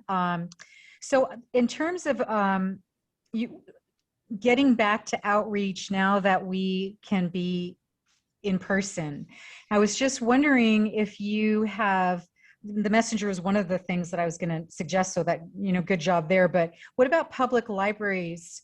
Well, you know, a lot of people, I think about the people that fall through the cracks. So what about public libraries or, you know, buses, the insides of buses, or, you know, going where people actually might use public transportation? And then that's one thing. And then I just wanted to know, I saw that you had the NAACP and some other organizations. How did you actually reach some of the low-income community? So those two things. And thank you, really nicely done. And you know, a pleasure to look at. Great, thank you, Commissioner Ruggles. I'll do my best. And I have to admit, it's a little painful to hear those questions about public libraries and buses, because prior to the pandemic, we actually had a very detailed engagement plan that included outreach in public places like that, you know, including onboard outreach, business-based outreach, neighborhood outreach, et cetera. So currently the plan is that we are going to continue doing primarily virtual outreach through August. And then as we ramp up for the next public engagement milestone in the fall, we are currently talking through how we can actually get back out into the community in person to fill more of those gaps. And again, you know, we want to be very honest with you as a commission that, you know, we recognize that, you know, doing it all online just isn't going to cut it, especially now that restrictions are lifted. So we are working on that, and we, you know, I'm personally looking forward to reporting back on our revised plan in person. So yeah, great suggestions there. And then in terms of how we reach people, you know, I think it's difficult with I think it's partly because it's online, but it's also difficult. You know, a lot of these community-based organizations and community leaders, I think, are getting hit up for their time all the time, right?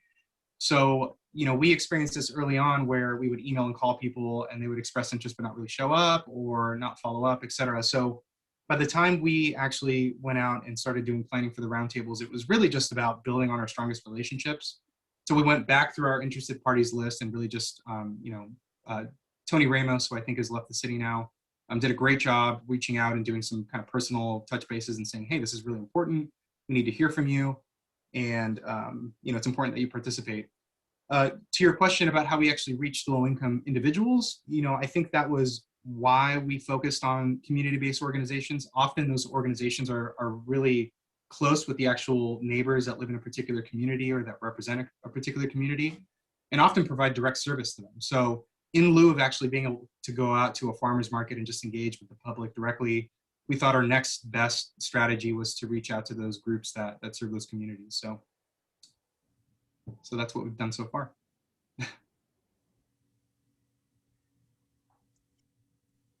Thank you, Eddie. And Chair, I don't know if I should be calling folks or if you will. I got it for you. Thank you. I appreciate that. I was just making sure there was no follow-up there. Commissioner Jackson, you had your hand up. Yes. Hi. Thank you for the presentation. It was fantastic. I have one suggestion, possibly on the library side, maybe partnering with the library to do little bookmarks and hand the bookmarks out since the libraries are open again and there's a lot of people visiting them. Get the information home, and even if it's a kid picking up a book, a parent will look at the bookmark.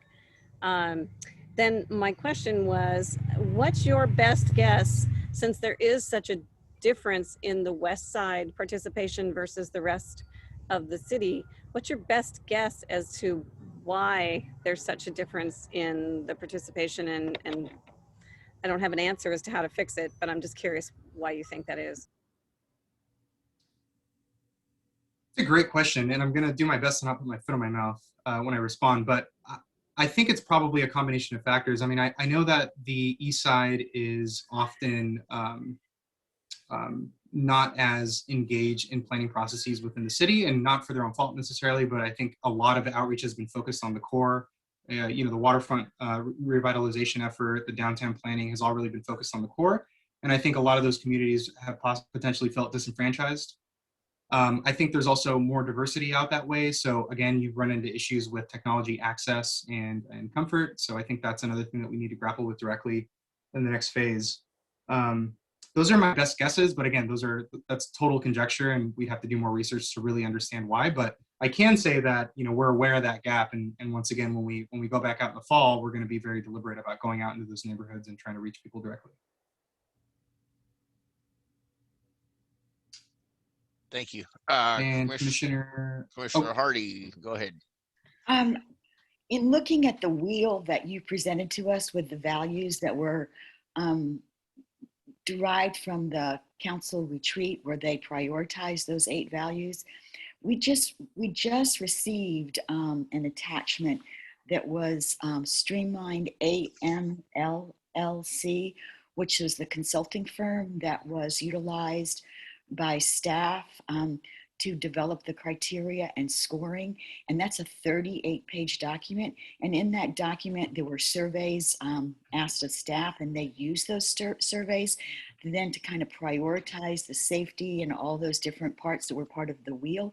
So, and because we didn't have access to that information before, and we didn't really realize that that was a part of the process in developing the criteria, are these that you're proposing from the public in alignment with the priorities that were used in that interim prioritization project? I mean, is the public giving us different values than what the consulting firm and staff and the surveys created within that interim prioritization project?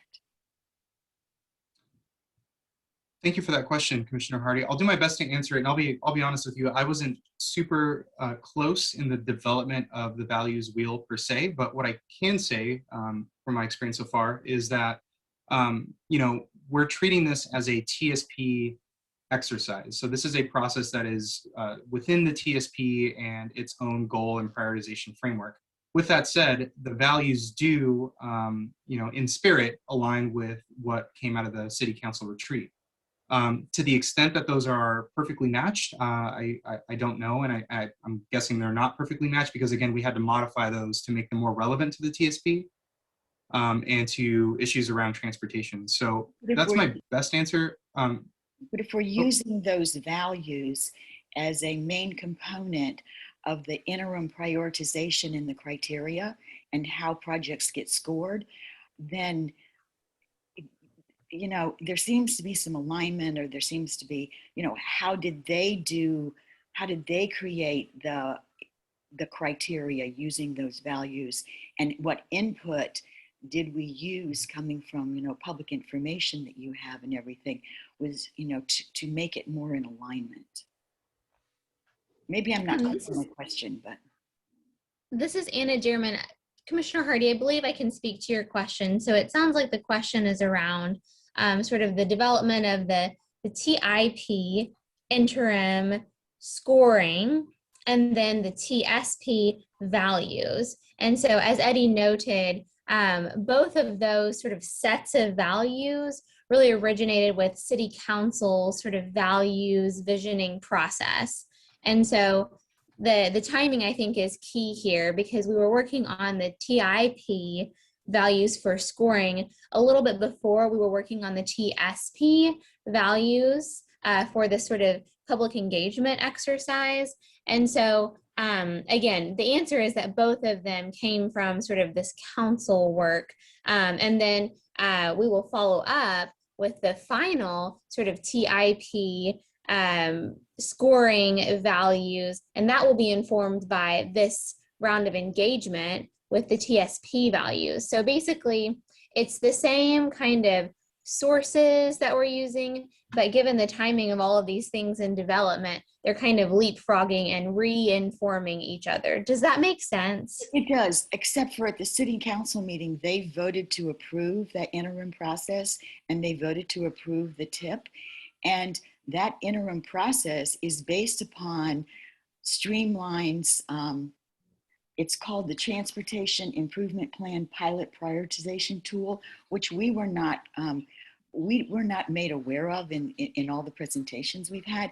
And a part of that in prioritizing these projects is they've sometimes ranked safety higher, but if our public is not ranking safety higher, and we're going ahead with this TIP and using it as an evaluation tool and a test for moving forward with the TSP, it seems, I don't know, it seems a little incongruent to me, that's all. And maybe we'll learn about that and this will become more clear as we move forward. Yeah, it's a good question. And I think the key there is that interim sort of pilot TIP scoring process was just that. It was sort of a stopgap measure for the 2021 TIP process. And we know it will change and be informed by community engagement in future years. So that was just what we were able to put together for this year, since we hadn't had this engagement period yet. And then that will be refined in the future. Thank you for that. I have a clarifying question. Knowing that this Streamline consulting firm was used and they have that 38-page document, why was that not sent to us, or why were we not presented that? Because it goes into a lot more in-depth of understanding the criteria process and how it was developed. And that's been a question we've been asking. I'm sorry, I can't answer that question. Jennifer, I don't know if you maybe can answer that question. Yes, it was part of the reason that the document wasn't shared is because it was very detailed in the analysis and the process that it established. And so at the time that this was presented and the information that Chris Malone was presenting to this commission and other community organizations, it felt like the information may have been too detailed. So the information is available to you now. And as Anna said, we'll be using the process for the transportation system plan to update that prioritization process.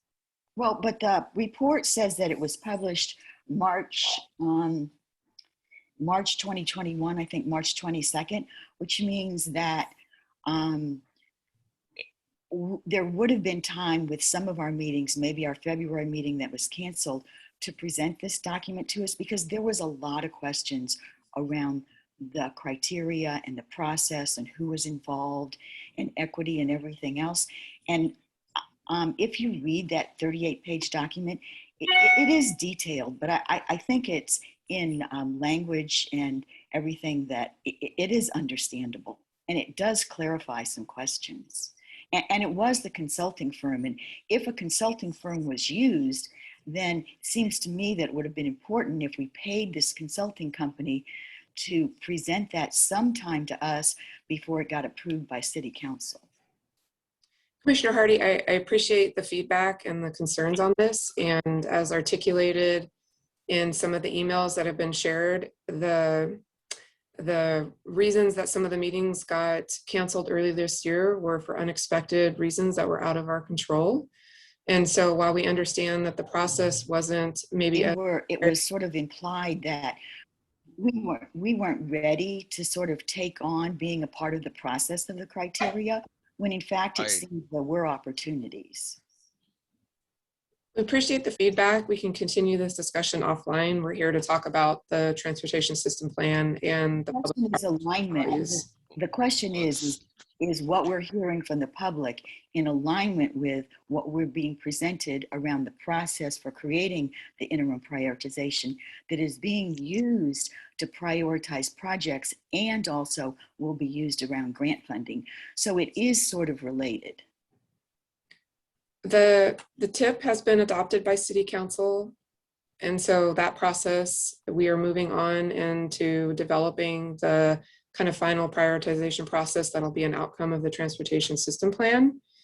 And it was occurring before a lot of the public outreach we had gotten the results for the transportation system plan. So like Anna Dearman mentioned, we were using the values that were provided by City Council during the retreat earlier in the year. Okay, thank you. So thank you for clarification, and apologies for let's bring this back onto track here. Commissioner Herman, I know you've been patient in waiting for your question in regards to the community values discussion that we're involved in.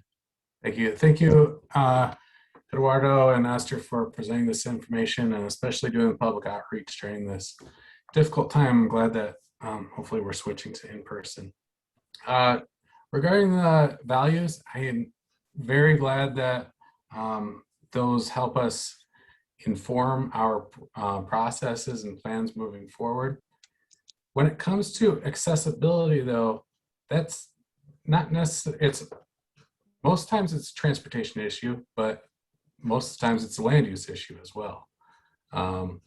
So I know the city has been going down the road as far as adopting the 20-minute neighborhood approach. So is it important? I don't know if there's a future phase for public outreach, but to kind of expand on those values a little bit more so that it comes out with something tangible that our residents can really hang on to and provide meaningful input regarding that. Yeah, thanks for the question, Commissioner Herman. I think that's very astute of you. And you're right. You know, I think when you're getting into accessibility, you know, you can't really have accessibility without land use considerations as well. And where I think we're at now in the process is really kind of capturing the 10,000 foot values, right? And in the fall, when we continue with our outreach program, you know, by then we'll really be focused on the development of solutions. And, you know, this harkens back to the previous conversation with Commissioner, the question that Commissioner Williams asked about solutions. You know, I think that in the future, we will want to share a menu, essentially, of things that you can do, that you can fund and build in the system to address some of these issues. And I think that is where people get very motivated to participate, because it's a lot easier to wrap your head around. I mean, I think there's a certain kind of thinker that gravitates towards these conversations around values. But I think when you're talking about whether or not you're going to make a 20-minute neighborhood city policy, and you're actually going to find funding to build those neighborhoods, I think everybody wants to participate. So I think that's definitely where we're going. Yeah, I think specificity is going to be the name of the game moving forward, so to speak. Great question. Thank you. Commissioner Ramos. Thank you, Chair. So Eduardo, based on your presentation, I feel like there is more opportunity to leverage social media platforms that the city has, maybe doing polls or live events on there, and then being able to report on what people are saying on social media. That is a different demographic as well, especially as you go across Facebook and Instagram, all of the different platforms that the city uses. And then a general comment when you're presenting the data to us was to provide like data that's aggregated a little bit better so that we can amplify the historically excluded voices. It's kind of hard to, the way the data was presented to say exactly what specific communities are talking about, so that we can make better decisions. And also when staff and city council are making decisions, that they have that information, again, aggregated to amplify historically excluded communities. And to use the word amplify, right, might make people uncomfortable, but I think it's necessary as we make those policy decisions and improve the lives of residents in Vancouver. And then a note of maybe potential outreach for future is recreation programs. I know that in this month of July, recreation will be traveling to different parks, potentially tagging along to talk to parents as kids participate in events. You might hit some of the people who walk or use transit, since they'll be at neighborhood parks. There's also that meal program that recreation puts on. I'm not exactly sure what the name is, but they've been hosting it at Evergreen Park on 4th Plain. Might be another good opportunity, again, to connect with the parents or youth. And I think I'll stop my filibuster there. Well, thank you, Commissioner Ramos. It's a good filibuster. Lots of good ideas there. And I'll also add that it's always nice to talk to another Eduardo. It's rare. But yeah, so in terms of the better leveraging of social media, absolutely. I think we all know that social media is it's a powerful thing, and we certainly haven't fully utilized it. We did do a webinar that I didn't mention in the presentation, but I think we could do more things that are interactive, like you mentioned. The polls or live events, I think, would be great. And although they're still online, I do think it attracts a different kind of online user. So great suggestions there. And I also really like the idea of sort of reporting in the moment what people are saying, which social media allows you to do. In terms of the aggregation for the equity communities, if I'm gathering your comment correctly, I totally hear you. We do have a lot more data than what we presented here, so we can definitely improve the presentation. But if you had any specific requests around the demographics or any of the other findings, we'd be happy to provide those. I will say that when looking at the demographic data, we decided not to show it in this presentation just because it didn't tell a very compelling story, frankly. I think 83% of the participants were white Caucasian, and the vast majority of the folks that participated were over 40, with the biggest demographic group being between 60 and 65. So, not to put it in the wrong terms, but it's kind of the typical online, the typical open house crowd. You tend to hear a lot of the same voices. So we are very open to more ideas on how we can reach those other community members that don't typically show up to those kinds of meetings. So I appreciate those recommendations around parks and so forth. Yeah, I think that's it. Thank you for your comment. Commissioner Hardy, I see your hand is still up. Did you have a follow-up question or? Yes, I wanted to thank Eduardo. You're bringing back the information from the community, and as Eduardo said, the other Eduardo, really getting out into the community and getting to those neighborhoods and to their events and really getting their feedback. I mean, in order to really be viable as a commission, you know, that's really integral, is our really understanding where all the communities are coming from. So thank you for your efforts and what you've shared with us so far. Thanks very much, Commissioner. Appreciate that. And I agree with that. I'd like to just second that. You know, and maybe as a follow-up, you know, I also sit on one of the neighborhood association committees here too. So that may be another avenue of our distribution for that information, because we can certainly pass that into a lot of the residents that don't have, you know, any other methods or are hearing about it other ways. So, you know, I'd welcome that information to share with our neighborhood as well. With that said, I think if there are no further questions, we'll move on down the agenda items on tonight's agenda, which is community communication. It is my understanding that there were no one registered, and I don't believe that we have anyone, any community involvement present this evening, do we? We do have a community member in attendance. I have been checking the chat box, and it looks like not only did we not receive any communication requests earlier, there hasn't been any in the chat box. So perfect. Well, moving right along. Again, Eddie and Esther, I appreciate your input on tonight's presentations. Is there anything else? We'll open it up for commission communication. And was there anything else that the commission would like to bring to the table or address at this point? Is this just in general for us to make comments, or is this about the last presentation? This would just be in general.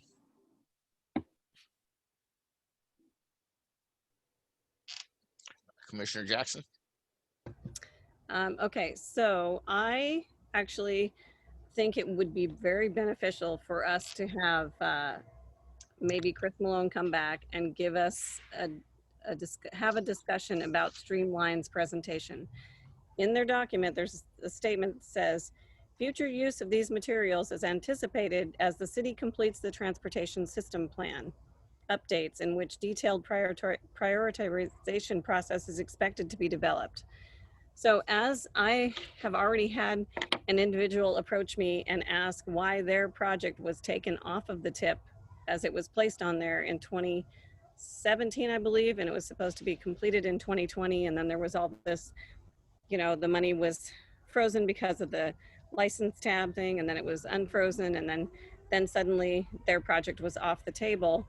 I guess I would like to have a discussion so that I can be somewhat informed if I'm going to have people approach me about something that I had nothing to do with. So if this document is indeed going to be used for the transportation system plan, I think that we should have it presented to us, just like we just had this last one presented to us, so that we can ask questions. Well noted. I appreciate your input. Commissioner Hardy, do you have something you wanted to speak to that also? Yes, I would echo Commissioner Jackson's comment about Streamline.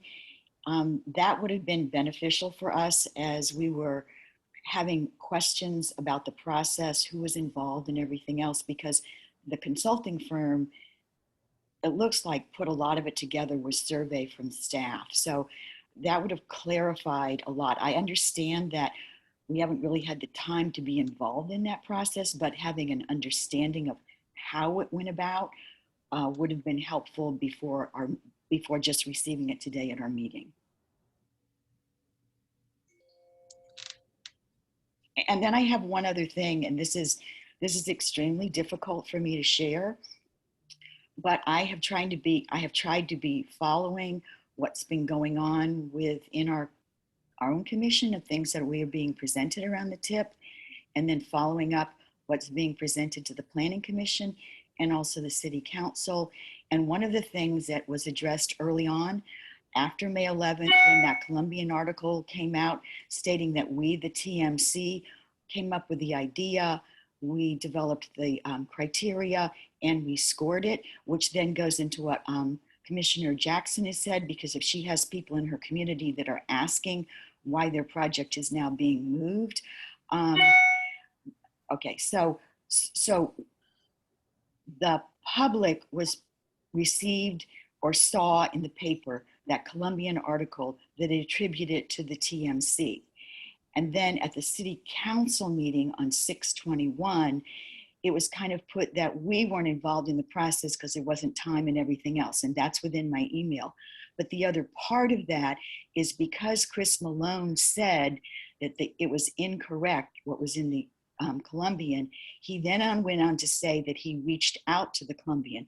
So I waited, I contacted the Columbian because I wanted to know when that information got to the Columbian and how we could access it.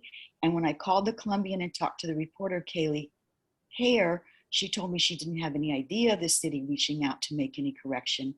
And then I waited a week and I called back and I was able to talk to Mark Bowder, who's the Metro editor, and he reiterated the same thing, that the city had not been, the Columbian had not been reached out to retract or say anything. So I'd like to, go ahead. I'd like to address my opinion on this as the chair of the commission. And David, I'd like you to back me up if I'm incorrect here. But I think the matters that we're discussing here are more outside of the commission here. You know, I think as an advisory commission to the city council, it's our responsibility to answer to the city council and not to the citizens as much as, you know, giving them detailed information on what's going on within our commission and within our public meetings. But this was an article that Chris Malone, the article in the Columbian is what Chris Malone said. And I agree that should have been changed through the Columbian. If that comment was made in the Columbian, then it should have been rectified through the Columbian. And I don't feel that it's you know, necessarily a topic. Yes, it's a topic of discussion, but it's not something that we're going to resolve here within our commission. But I have reached out to the city council. And you know, again, my question would be is, you know, are we stepping outside the boundaries of, you know, understanding what our commission here is? I mean, is that something that should be handled within the commission? Is that something that should be handled within the city council? Is it something that should be handled in the Columbian? Right, but we are a commission that's supposed to represent integrity. And if we don't even have integrity on how we disseminate information and what's told to us, it becomes difficult. And I agree with that, and I appreciate you supporting that, Commissioner Hardy, 100%. Thank you. Commissioner Williams. I'm just going to say, I think what Commissioner Hardy is trying to say is she's not feeling that it's possible to be an effective commissioner without a very open, honest communication from certain members of the staff to the commission. That's my interpretation of what she's saying. It's a question of how can we become more effective? That's it. Well, I believe that as chairman of this commission, that I feel that it's within ourselves to determine a path forward in which we can be more efficient. You know, and I'd like to recommend that we start that within our commission rather than reaching outside to, you know, other parties to further our, you know, further put inconsistencies in our mission forward, if that sounds correct. I mean, what can we do as a team to resolve these issues, and what is it that we can do within our commission to rectify the situations in which you feel inadequacies are present? I don't know. I don't know the process of that. I don't know. Commissioner Rea? You know, there's a lot of data that gets pushed in to the transportation people, and you know, I get the feeling like they're trying to filter and get the best and most important data to us. Are they perfect people? I don't know. Probably pretty close to it in my opinion, but you know, they're doing the best job that they can with that. You know, I don't know how to address Commissioner Hardy's concerns. They're presenting information to us. We're free to listen to it, to interpret it, to conduct our own research and come back with an opinion on it. And that's, I don't know what else can be done, reasonably done. Well, as commissioner, I would like to add the fact that, you know, I'm happy to help coordinate any decisions that we make together as a group to become more efficient, or to, you know, address city council on providing us the information or the tools. You know, that definitely includes staff and following the chain of command and doing that. But I feel that if we come to a reasonable conclusion together, that we'll be more effective in reaching our goals. My opinion. Commissioner Ruggles. Yeah, I would just say that, first of all, I think all of us, in the spirit of comradeship, we should all feel free to bring up our concerns. And I think that Commissioner Hardy, one of the aspects of that is there's a direct quotation from an individual, and we had a lot of questions around many of these aspects. So to me, it's quite appropriate, and we should all be made to feel welcome to air our concerns. And I don't disagree with that at all. I just feel that my own personal opinion is that, you know, we need to work together within the scope of what our expectations are of this commission. David, I'd like to call on you next, please. Thank you, Chair. Just a few observations that are based on experience in advising boards and commissions that are similar to this type that I've done over the years. I think Commissioner Ruggles has an excellent point that the value in this body is in the collective wisdom of its members, and that each individual has their own contribution that's important.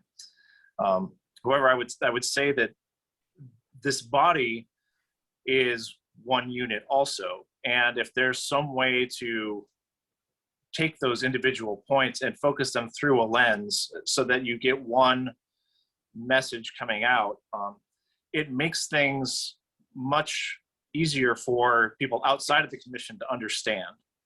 So if there are concerns that need to be communicated, and I would note that the ordinance that establishes this body says, oh, here's my cat finally. Took it long enough to show up today. The ordinance, you know, says that you are advisory not only to the city council, but to the city manager as well. So you are to advise the legislative body, but you are to advise the executive also.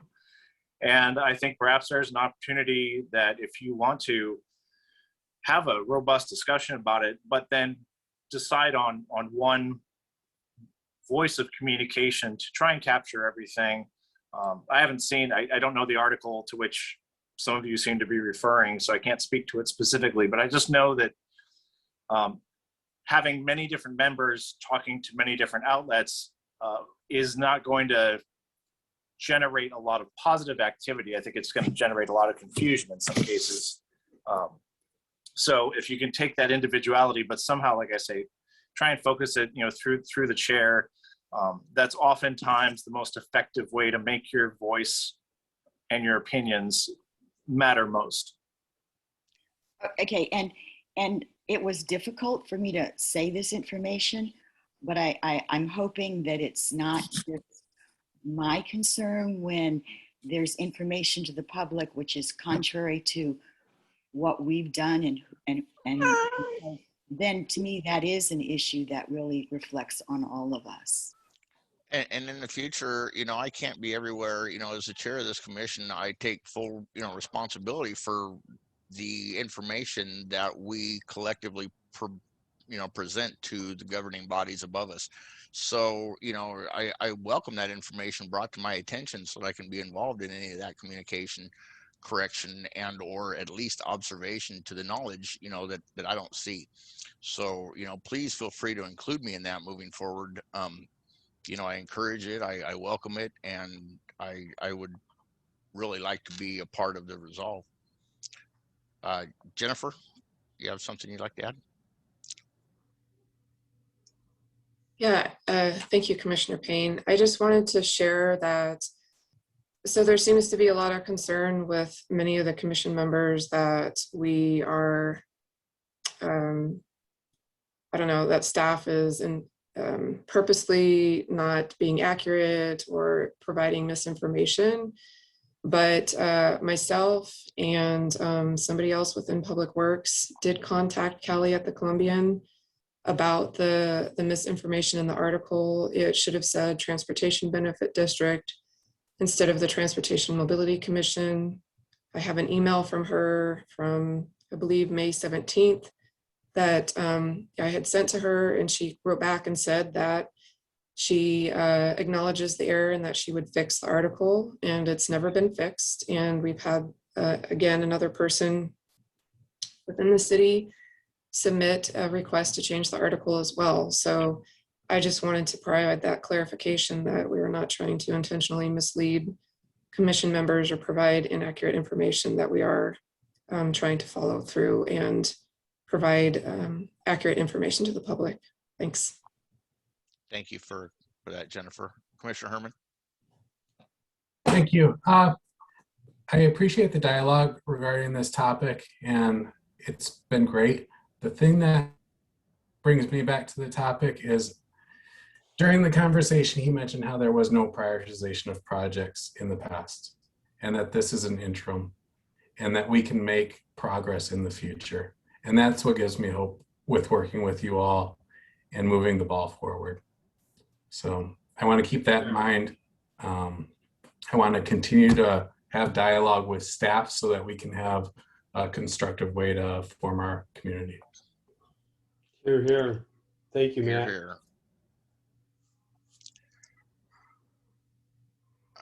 I agree. Commissioner Jackson.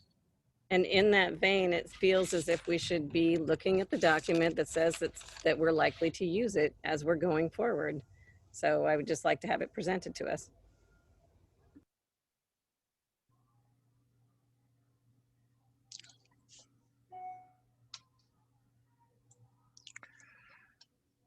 Thank you for that. That is effective dialogue, and I do appreciate what you said, Matt. Our purpose and our goal here, I believe all of us collectively, is to move the ball forward and you know, have some sort of recognition, not necessarily even recognition, but tangible product when we're done.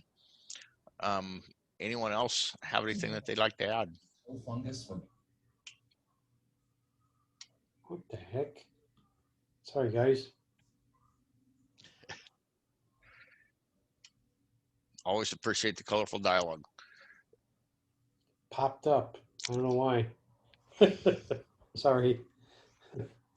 So if anyone has anything else to add, we can continue. Otherwise, we can move to shorten this up a little bit and give everybody back a few minutes of their Tuesday night.